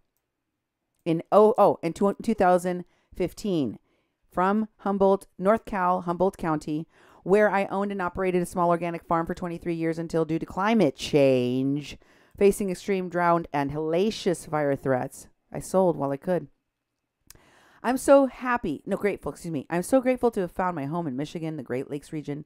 I'm very motivated to protect our lakes and wild wilderness areas, as well as defend marginalized communities. I have 25 years of experience as a community coordinator. I've done some direct action, also organized fundraising campaigns and events. I'm happy to contribute in any way I can. I come from a community of pretty hardcore activists. We were targeted for decades by the drug wars. We also defended the ancient redwood forests which surrounded us and obstructed corporate clear-cutting by any non-violent means available. I love Detroit, which is where I live. I adore the Youp. My husband and I got married at the beginning of this month in Marquette and hiked the summit of Sugarloaf the same day. My name is pronounced W-A soft E. Sounds like Fresha. Okay, Fresha. Let's see what we can make happen together. I'm an artist and very passionate about cultural awareness and how to harmonize the community while being productive and effective in our effort. Okay, next. That didn't sound that scary. There's some of these that are just like, what? Okay.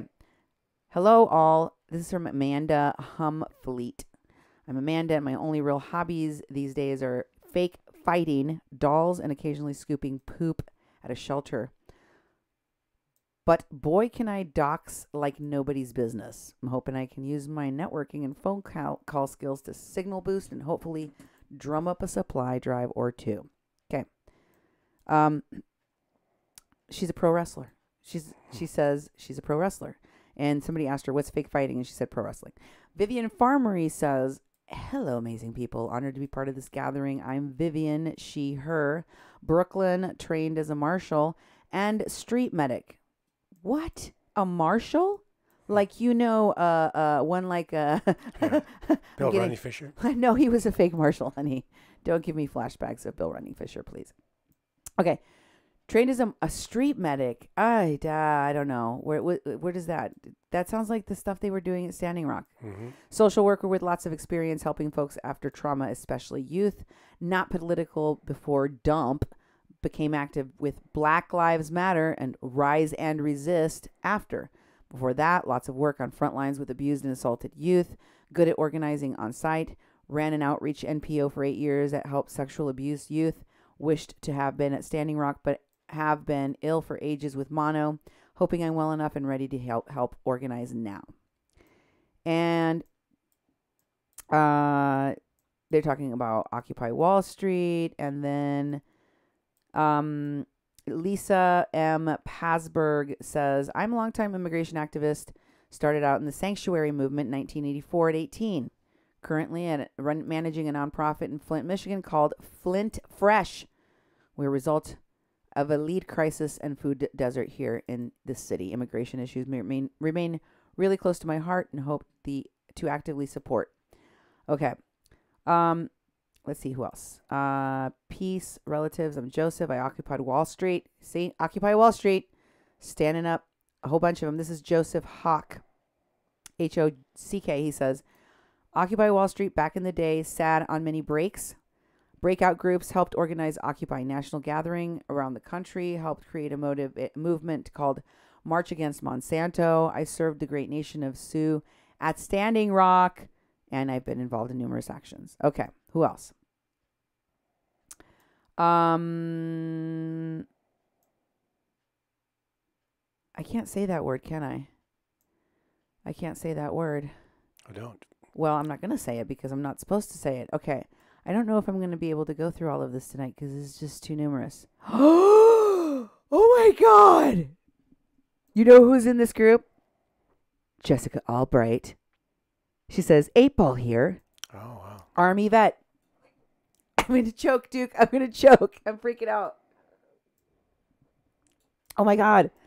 Jessica Albright was one of the people that put Kathleen Bennett's mother in an ambulance and helped her separate her mother from Kathleen. One of the 2 paramedics I interviewed. Now she's part of this caravan movement. Do you see why I couldn't stop? Do you folks understand who are listening to my program?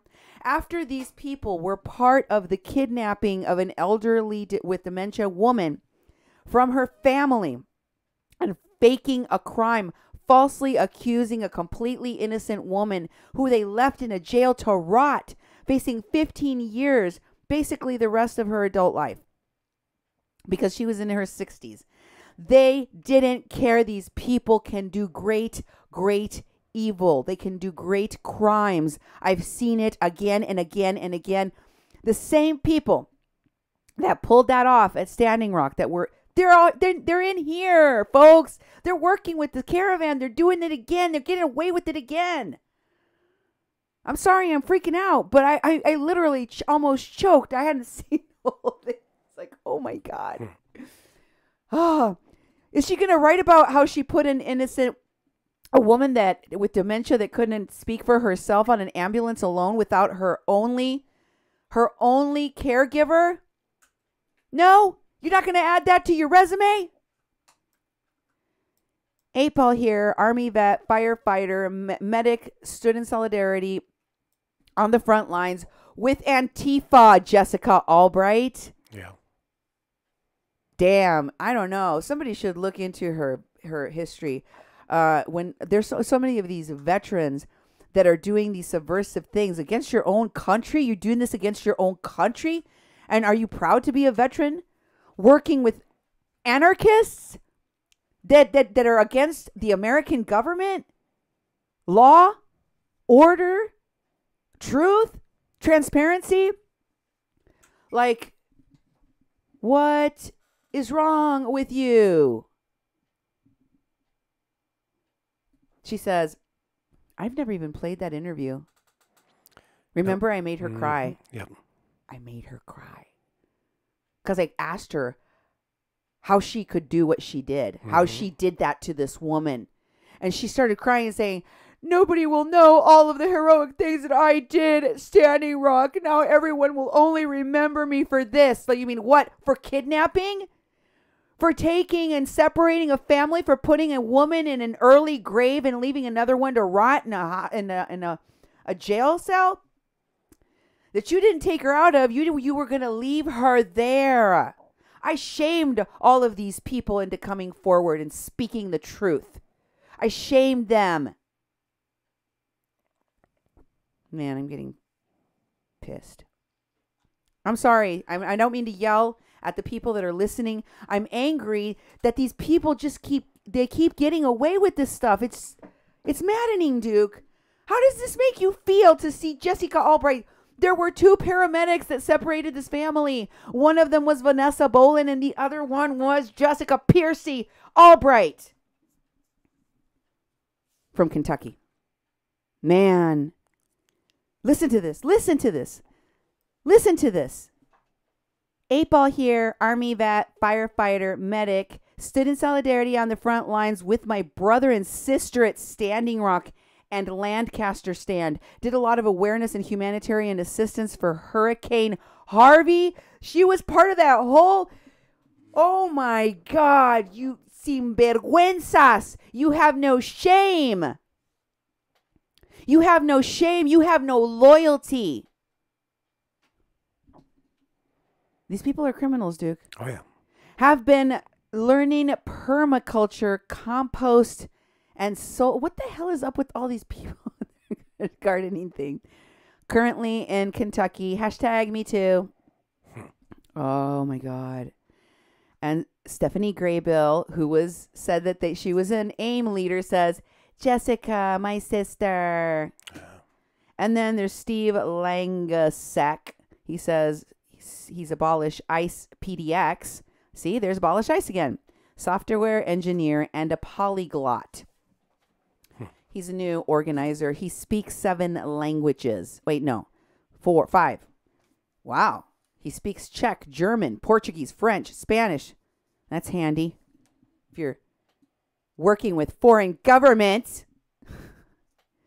Jesse Garcia, the guy that was being sought by the authorities in Texas. I told you they were looking for him. He was one of these camps that was protesting finishing the building of a section of the wall where people can literally just drive right through. There's a road and you can just drive right through. That's why they don't want that part of the wall built there. And they have all of these indigenous leaders I'm using air quotes because some of these people are fake Indians. I'm just telling you the truth. I'm not being facetious. I've proven it on my show. If you don't believe it, go watch Transracial. It's one of my shows. Go watch Transracial and you'll see it. Anyway, he says he's a cook, an activist, a vocal citizen. Anyway, who's next? Jesse Garcia says, I also work on some community support groups I've created trying to address need within communities, neighbor to neighbor. If anyone wants to be involved, I'm still building these groups, community cultivated community support, and anarchists for community support. I don't want that in my community. Do you need anarchist community support, Duke? No. Anarchists can't support community. I don't want it. I don't want it. Ay, Dios mío. What the Lithus, I don't know how to say it. I'm going to spell it. Lithuania. Tony. Brian, husband, father, anarchist, activist. Okay. Mordecai says right under his post, Brian Moss, how do you balance the safety of your family versus being such an open activist? Because you're putting your family at risk. That's what he's saying. I feel like I have to mask up in order to keep my family safe from all the people shooting cell phone videos at protests in order to assume and dox the people there. Why do you need to cover your face if you're not doing anything that's criminal? Why do you have to change your name? Why do you have to hide your identity? People can film in public. If you're protesting in public, people can film you. Crime in. Okay. And then the person responds, I live in Chicago, not much right-wing attacks in my area, if at all. At protests, I usually cover up, but online, I feel I can blend in well with armchair activists. If it came down to our lives being in danger, we have people my son can stay with. I already set it up. I know who's going to be taking care of my kid while I'm putting my family at risk. Both my wife and I have taught him that guarding human dignity and life is more important than him. More important than him, right? You didn't finish the sentence, but that's what it sounds like. I've probably already been doxxed for effing with Chris Cantwell. I don't know who that is. So I kind of look at it like I can get shot at by a Nazi or I can get ran over by a drunk driver. It's relative to me, and I feel like the odds are in my favor. What? Did you hear the logic of what he just said? My brain is broken. Duke, help me. What did you hear that? He would rather the odds. The odds that he could get shot by a Nazi, because that's just the thing that can happen to you now every day. Right, Duke? Yeah. That's something you're worried about. When I go to sleep, I'm like, oh my God, I hope it's the Nazi doesn't shoot me tomorrow. Yeah. Because it's a drunk driver or a Nazi with a gun. That's what's going to happen to you. And, he thinks his odds are pretty good that, Wow. Sylvia Rodriguez says, jail, ESL teacher supporting indigenous immigrant rights. Woo, that's a mouthful. I stand with the San Francisco Mexican Mayan community in and out of jail. Cop watchers. There's another one of those things that showed up at Standing Rock. Cop watchers. Art history, screaming about mass incarceration, immigrant detention, kill capitalism, abolition, Black Lives Matter. Gary Brewer jumps in, desperately need ESL teachers and translator. I'll bring this up to the admin group so we can organize. They have all these ESL teachers teaching at El Barretal, going and teaching in Mexico. They need all these ESL teachers because they're bringing in all of these undocumented people from the caravan, and they're going to have to teach them English. And so look at how massive this network is, how planned out it is, what they're going to be doing Do you understand this? This is huge. Then this other woman, Anna Lily, says, hey, Sylvia de Rodriguez, sister in solidarity here. Earth protector, historian, culture preservationist, sometimes media producer working with Specialized, and ESL, long-time supporter of Indigenous Native rights, advocating for an end to school from the school to prison pipeline and homelessness on the ground in Texas, translator, legal transcriber, also artist, writer, sometimes screamer, lol, currently the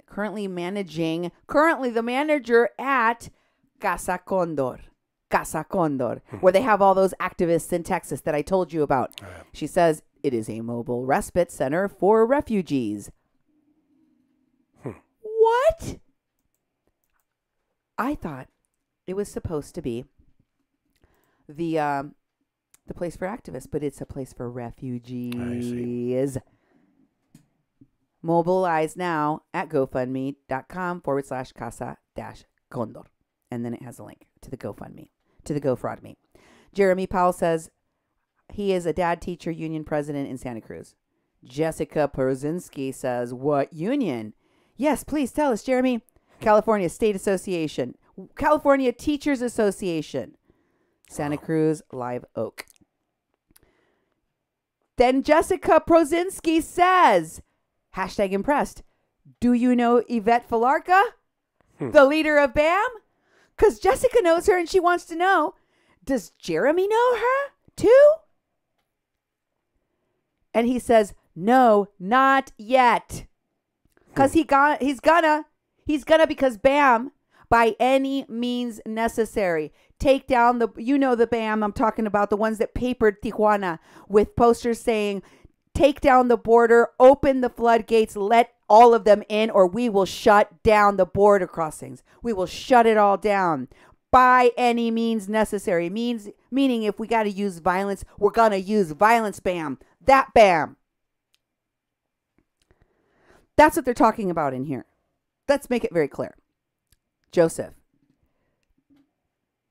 says to Jeremy, so you've taken your vow of poverty, eh? Thanks for your service for the youth and those searching in education. Oh, because he's a teacher. Then Vivian Farmery chimes in. Thank you, Jeremy, for what you do. What do you teach? Joseph Hawk. Yep, been there. Taught Southwest 17. Great work, but really hard to live on the money. Kevin Perez says, I am not what I do, not what I say, not what I possess, not what I own. I am more than the sum of the parts of my spirit. Rides the waves of atoms cycling in and out of my body. Oh my God, is this poetry? Is this? Yeah, I guess. Oh, I don't want to read Antifa poetry. I'm not going to read Antifa poetry. I'm not going to do that to you. Then Mason Bobby Leonard posts his his introduction in a separate permalink, which I did download, but I'm not going to go over today. I'm not even halfway done through this. I just wanted to get to a really, really good part that you need to hear, that you need to see, and then I'm going to stop, and then I am going to do it all later on a different show. I will finish it up because I'm going to expose each and every one of these names. Stacy Stone said her psychology art therapy major, South Florida born, raised in Detroit, Michigan, passionate, feisty, blah, blah, blah. Also good at making banners, writing eloquently, public speaking. And then River Phoenix says, hi, everyone. I'm River. They, them. I'm from New York, but I've lived in Massachusetts, Ohio. I'm currently in Los Angeles. I work with Occupy ICE, New York City, and LA. New York City ARA, New York City SID, I don't know what those are. Food Not Bombs LA. Did you know there was a Food Not Bombs LA? No. There is. Cosecha LA. Did you know the full name is Movimiento Cosecha? Okay. They just shorten it. And more. I'm a prison abolitionist, anti-capitalist, and immigrant rights activist trained in self-defense. Important to know.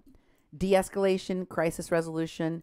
My work with Occupy, my biggest passion is mutual aid and share skills. Skill sharing. I work in the arts education with elementary high school students. I'm very passionate about that. Also a member of the trans community, which is very important to my identity and work. Love and solidarity to all. Hi, River. Saw you holding it down night after night. Occupy Eyes. Blah, blah, blah. Maya Flores. Maya says, she, her, from and in Fresno, California, West Valley. MA and BA in linguistics, relatively bilingual in Spanish, part of DSA. Y'all know what DSA is? Let me educate you. Democratic Socialists of America. The Democratic Socialists of America are a very important part of the Caravan Support Network. Pay attention. Many of their members support this. What does that mean? They are against the boycott, divest. They are against they're in favor, They support the boycott, divest, sanction movement, which, as I told you, has up until now been seen as a sign of having terrorist adjacent connections. So it's been very taboo, very, very taboo to do. And also anti-Semitic. But people are out and proud now saying, especially people in the Democratic Socialist Party saying, I am in favor of BDSM. That's what they say. DSA Fresno Immigrant Rights Working Group, city level, and I coordinate with other local immigrant rights orgs. I also volunteer with Siren Fresno, Legal Services, etc. for immigrant rights, and I just did my second asylum clinic last week, filling out asylum applications for refugees. ICE out of Fresno. We do protests. Previously marched to the old ICE processing center. Currently planning a December education and fundraising event. There are some 3% Proud Boys alt-right here showing up at our immigrant rights events, etc., and live streaming themselves getting in our faces. So I have experience with poker face and not engaging. I also draw, paint, and in between jobs, no money, but love. Lots of time. I might be out of town working gig for the next 2 days, though. I have a Microsoft publisher, so if anything needs brochures, flyers, blah, blah, blah, blah, blah. Okay. I also love my fave leftist Facebook page and involve myself one-on-one with random internet anarchists and communists from there. Okay. Love to the communists. Love to the anarchists. Okay. Mac McLaughlin. Not much of an organizer, but where spirit leads, I show up and I do what I can. Heather Moulton Massner, Meissner. I am a chairman of the Greater Atlantic Socialist Party. Trained in first aid, CPR, stopping traumatic bleeding. What in the hell are these people going to get into? No kidding. I want to know. A long way from the border in question, but very interested in providing remote support and even coordinating potential future travel from the Atlanta area. Coordinating travel? Ugh. Get out of the Beladas. I'm Gerardo Beladas, caregiver, Democrat, blah, blah, blah. Lee Brat. I'm a sideline supporter of sorts. Donations, food, money. Okay, that's not very interesting. Jake Muzo, USAF veteran activist, got out of the Air Force. I was just deployed last summer to Africa and watched the Charlottesville protest on live stream. I vowed to come back to the States and help protest against rising fascism in the U.S. Really? There's another weird veteran. I've had a decent amount of formal military training with first aid, CPR, combat, life-saving skills among some of the life skills I have to offer. Welcome, Jake. I'm with a few vet combat medics hoping to get up to the border, says Gary Brewer. Check out Protecting the Protectors on Facebook. So they have a Facebook group for the veterans that are going to be protecting the protectors. I see. There we go, guys. There's another page we got to go check out. Ryan here. Hey, seriously, for the friends of you that I have out there, those of you who still consider us people that you want to listen to, want to help, you need to go and screen capture as much as you can of this Protecting and the Protectors page so we can see who's on it and what they're talking about. Ryan Nava. He's from former lieutenant in the John Brown militia, strategist in the Lancaster, Ohio chapter of Anti-Fascist Action. recently found Ring and Sword, a pagan anti-racist organization. What the hell? Sounds like a cult. Ring and Sword. I plead the fifth in the rest of my work. Yeah. What? Why? I'm a Marxist-Leninist, just like Evan K. Duke, the person that founded this group. And he says he is a member of the Green Party. Damn. We have John Anderson, Vivian Farmery. They're talking about other things. I'm scrolling.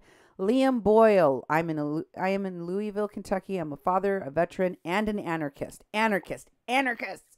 I help administrate the Eat the Rich anti-capital Facebook page. Another Facebook page. Joseph Hawk, Amanda Stark, Ohio Anti-Racist Network. GLAAF, Scout and Pet photojournalist. Longtime member and editor of National WRS, former cop blocker. I'm aiding Apollo in his hunt for Henlo. What is Henlo? And then Epke Jacobsi, EPKE, Jacob, and then SE. Commander Red of Fox Antifa. It's like coded language. Commander Red here. Yeah, really. Coast Fox Antifa, GLAAS. Heck. I am one of the supply distribution network people for this operation. It's an operation, like a military operation, like a spy operation, like something that is anarchist, anti-government operation. That's what they're doing, folks. Sonny Taylor says, I live in LaPorte, Indiana, Standing Rock water protector, environmental activist, political activist, human rights activist, humanitarian first and foremost. Down for peaceful direct actions and most street actions. Ready to stand against Cheeto regime. Jesse James, Deer in the Water, Human Earth, Love Planet, Existence, Human All. Marissa Rocha Alonso, veteran, Mother Earth Protector, lifelong activist turned farmer. Joshua Shepard, Peace Y'all, lifetime activist, faith organizer, street medic. There's another one of those.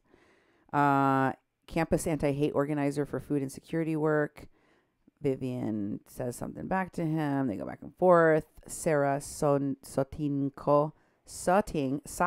and then CO. Hiya. I'm an advocate for revolution and against any form of oppression by the matrix on the spirit we all contain. What the hell? She's been smoking her, crystals. Labels are simply boxes. I'm not going to even finish reading that. Kevin Perez. Donna Neptune Adams. Hi, everyone. I'm happy to see some familiar faces. Honored to be invited to the group.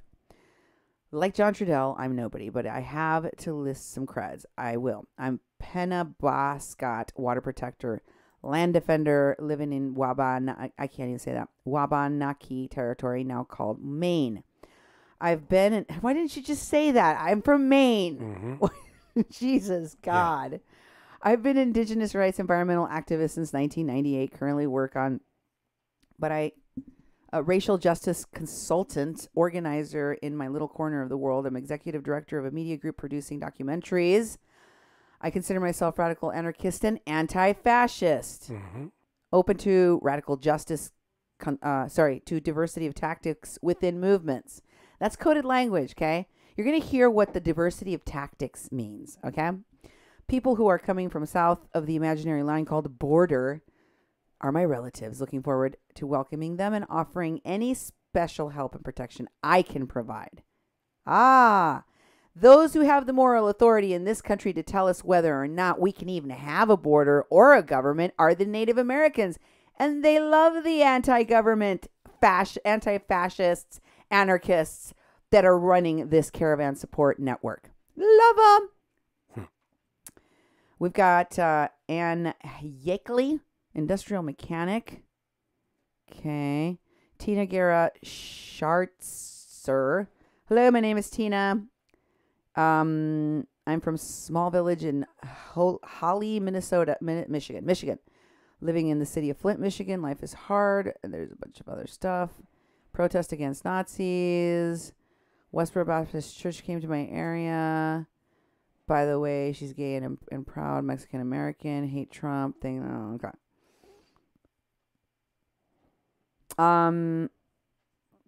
Isabel Jamie, Marcy, I don't know, Fyvie. George McCloskey. He calls himself a firekeeper, a healer. This man was at Standing Rock, okay? This guy was at Standing Rock because that's how they talk. T.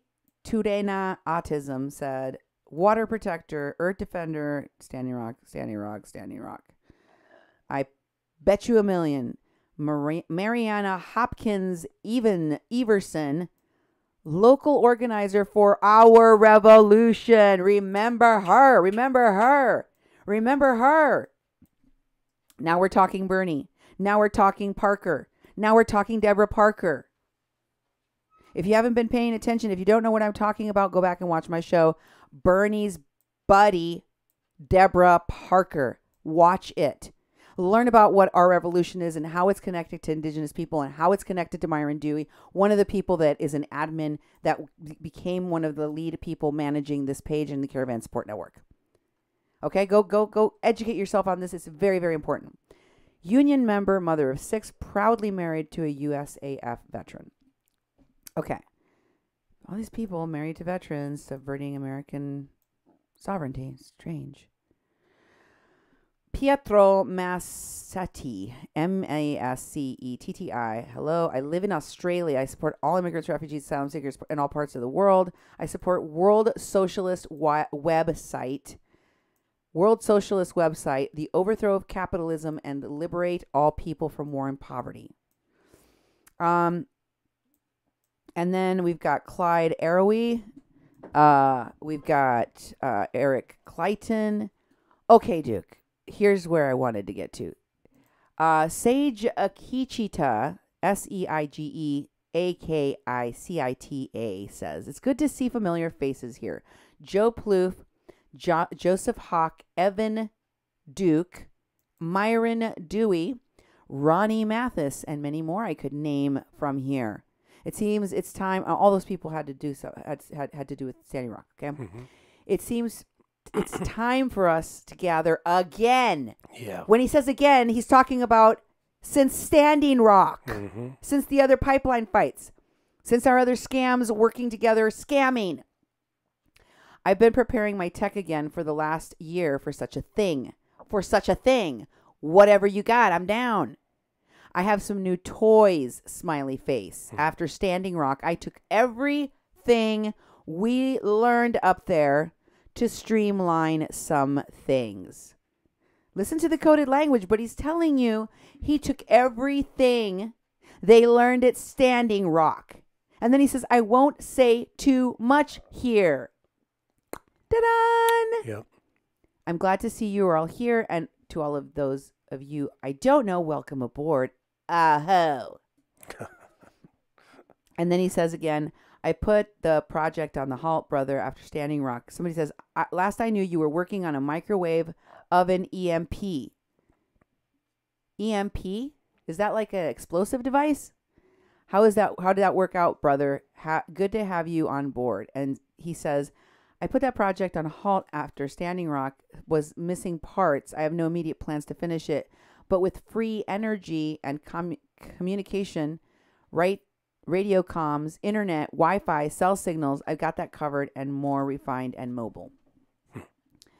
And William Tester responds, Catena, Catenna, is Antifa, just saying. Evan Duke says, welcome, brother.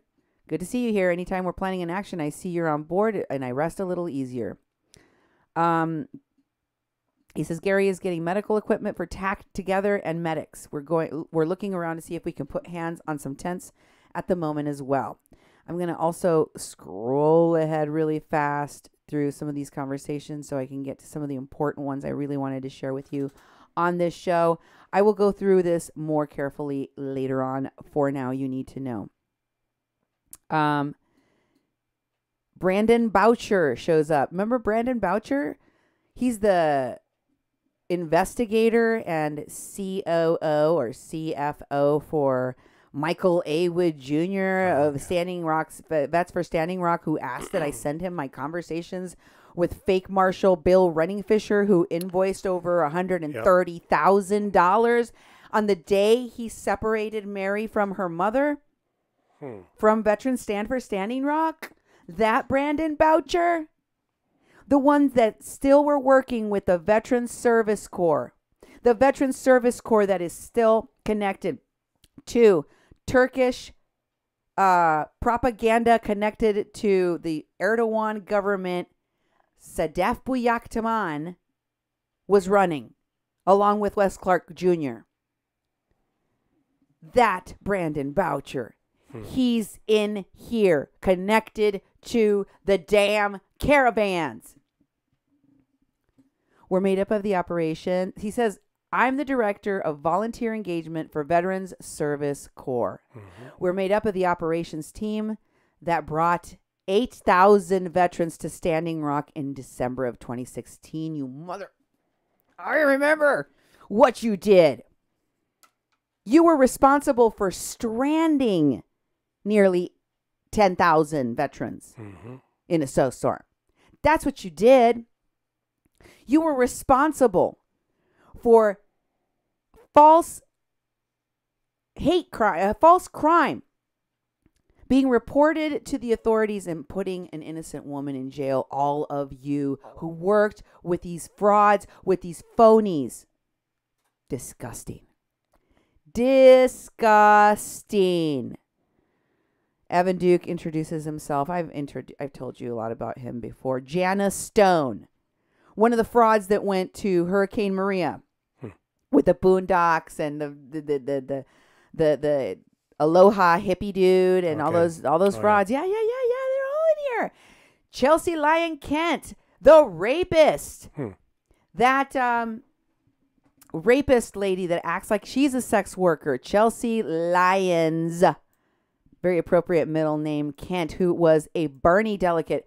She says it so proudly right here. I'm Chelsea, author, activist, Barney delegate, disaster relief volunteer, rapist, co-rapist with Jordan Cheriton of the Young Turks. Don't forget that the Young Turks, Cenk Uygur, was the one that started Justice Democrats, the PAC that helped to get Ilhan Omar elected, Alexandria Ocasio-Cortez elected, and all of the other Justice Democrats, the same Justice Democrats, many of whom are part of the Democratic Socialists, the same Justice Democrats that are, many of whom are in favor of BDS movement.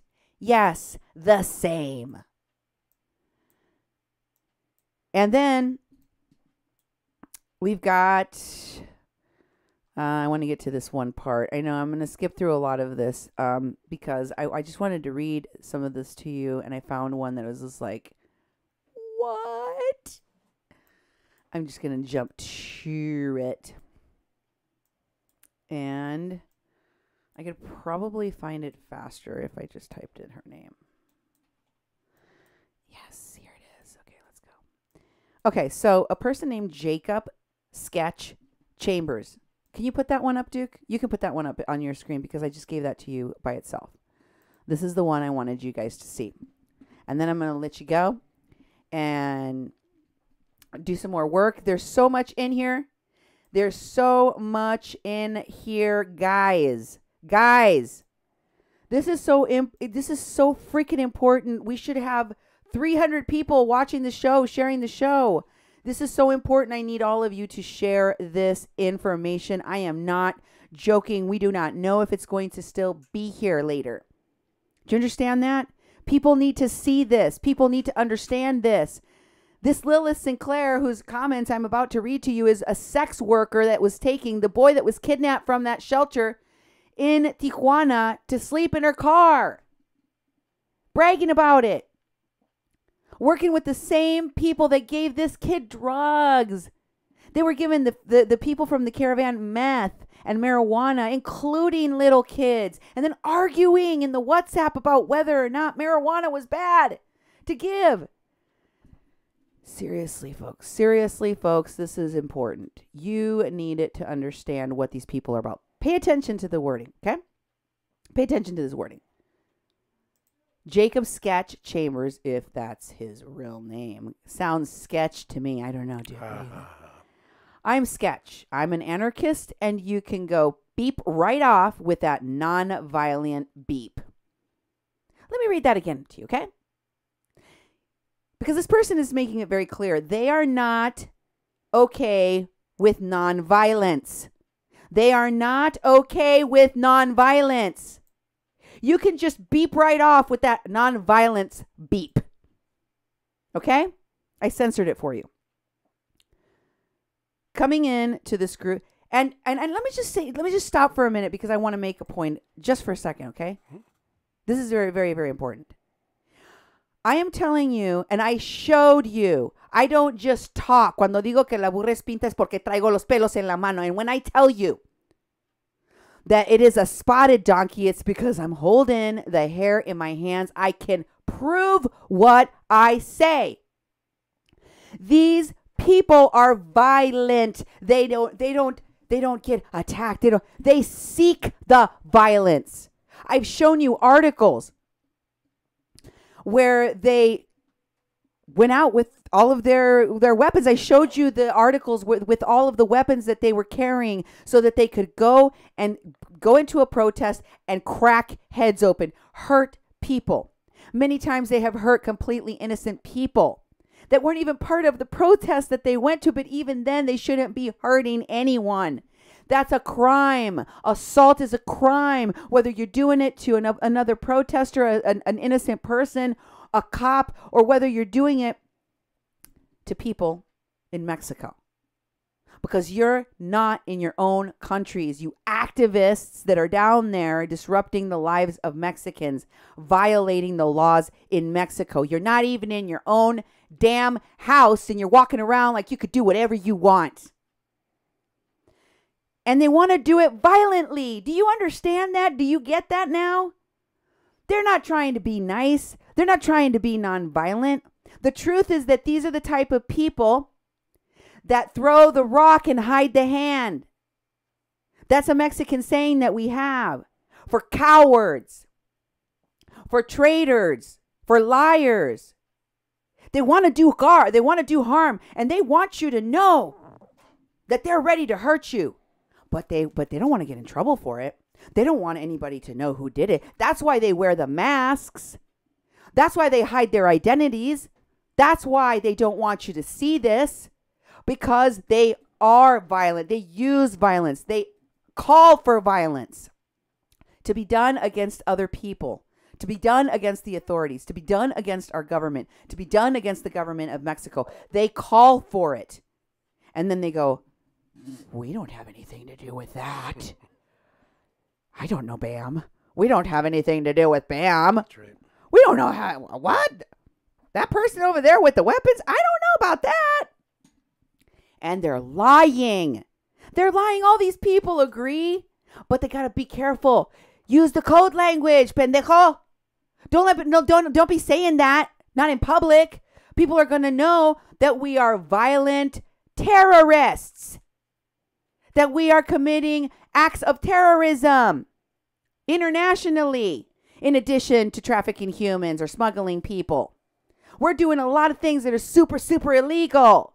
So make sure you use the coded language. But make no mistake about it. They are down to hurt people by any means necessary, by any means necessary. If you go through this thing, you will hear more and more and more talk about the violence. Read it. Read it for yourselves and tell me I'm wrong. Okay? Let's look at this one little part of this conversation.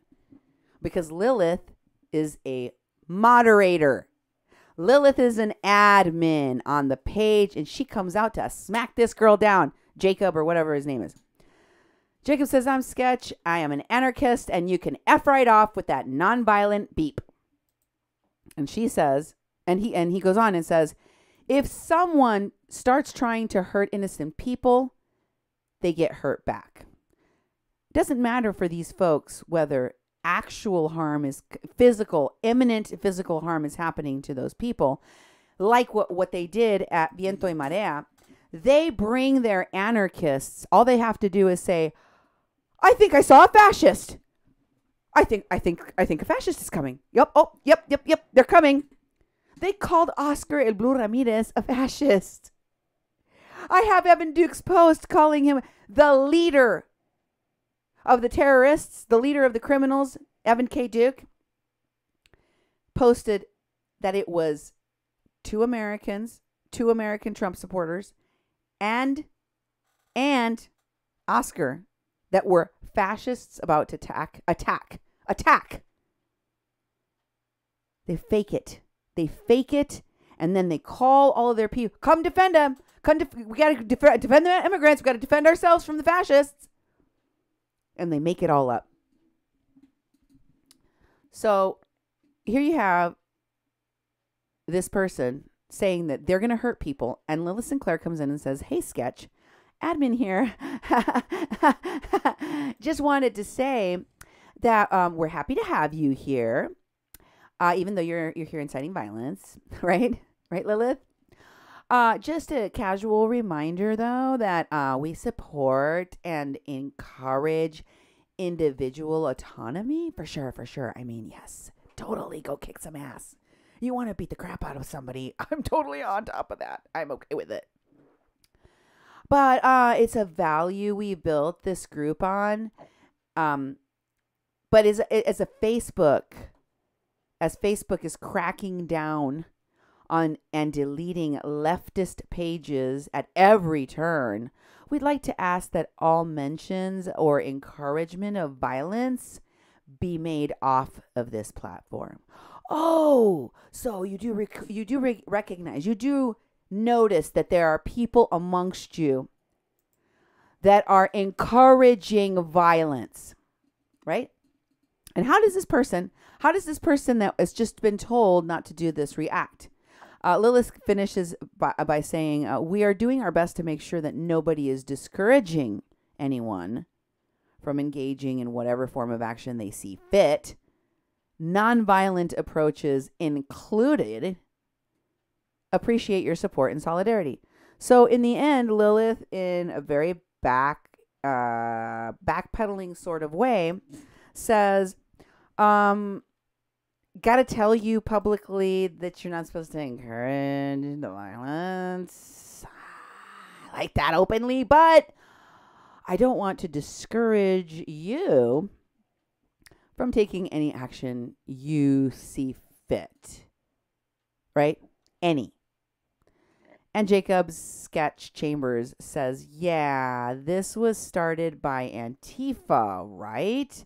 Because that sounded like a hot liberal garbage. So he's like, hey, wait a minute. Am I in a violent, anarchist, anti-government Antifa room?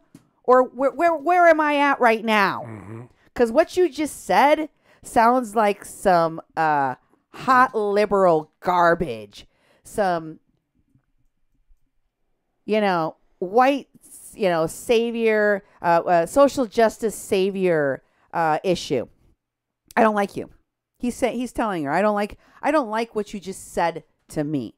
And Lilith responds, yes, actually, myself and a bunch of other anti-fascists discussed the idea to launch this platform and then reached out to every ally we have. What are the allies of anti-fascists and anarchists? Why, more anti-fascist anarchists. Duh. And then she says, ha, see you down there. See you down there. So no harm, no foul, right? She just encouraged violence on this page that's supposed to be about protecting vulnerable people traveling in caravans. And, see you down there. I'll be the one all in black. I just remembered. I'm an anarchist. I'm supposed to be a badass, violent person. I'll be wearing black, okay? Mm-hmm. I got the uniform on. Yep. I'll be wearing the uniform. Don't you worry.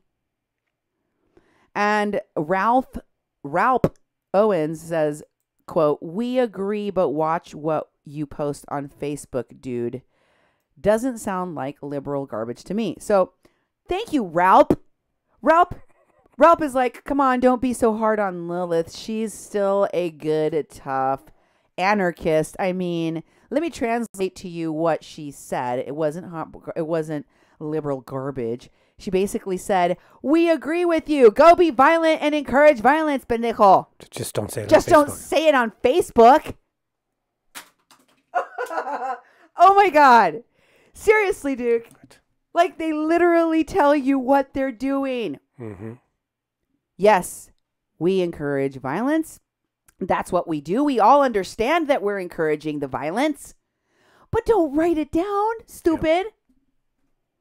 And then Joseph Sketch Chambers says, banning people for talking about direct action. Oh, violence is direct action, Duke.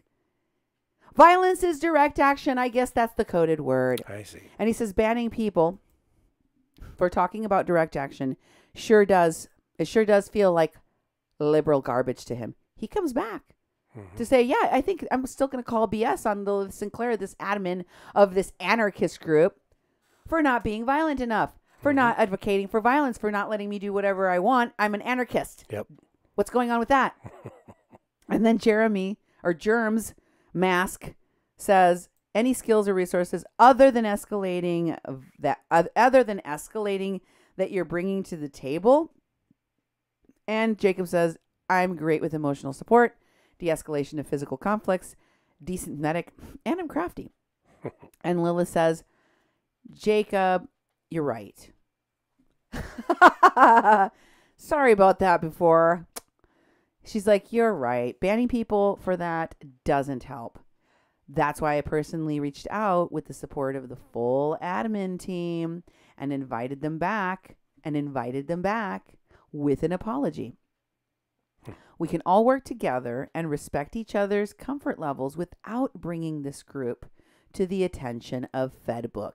There you go. Whoops. That might not be possible anymore. This is why we have multiple Signal chats, she says. I know. And WhatsApp chats, too.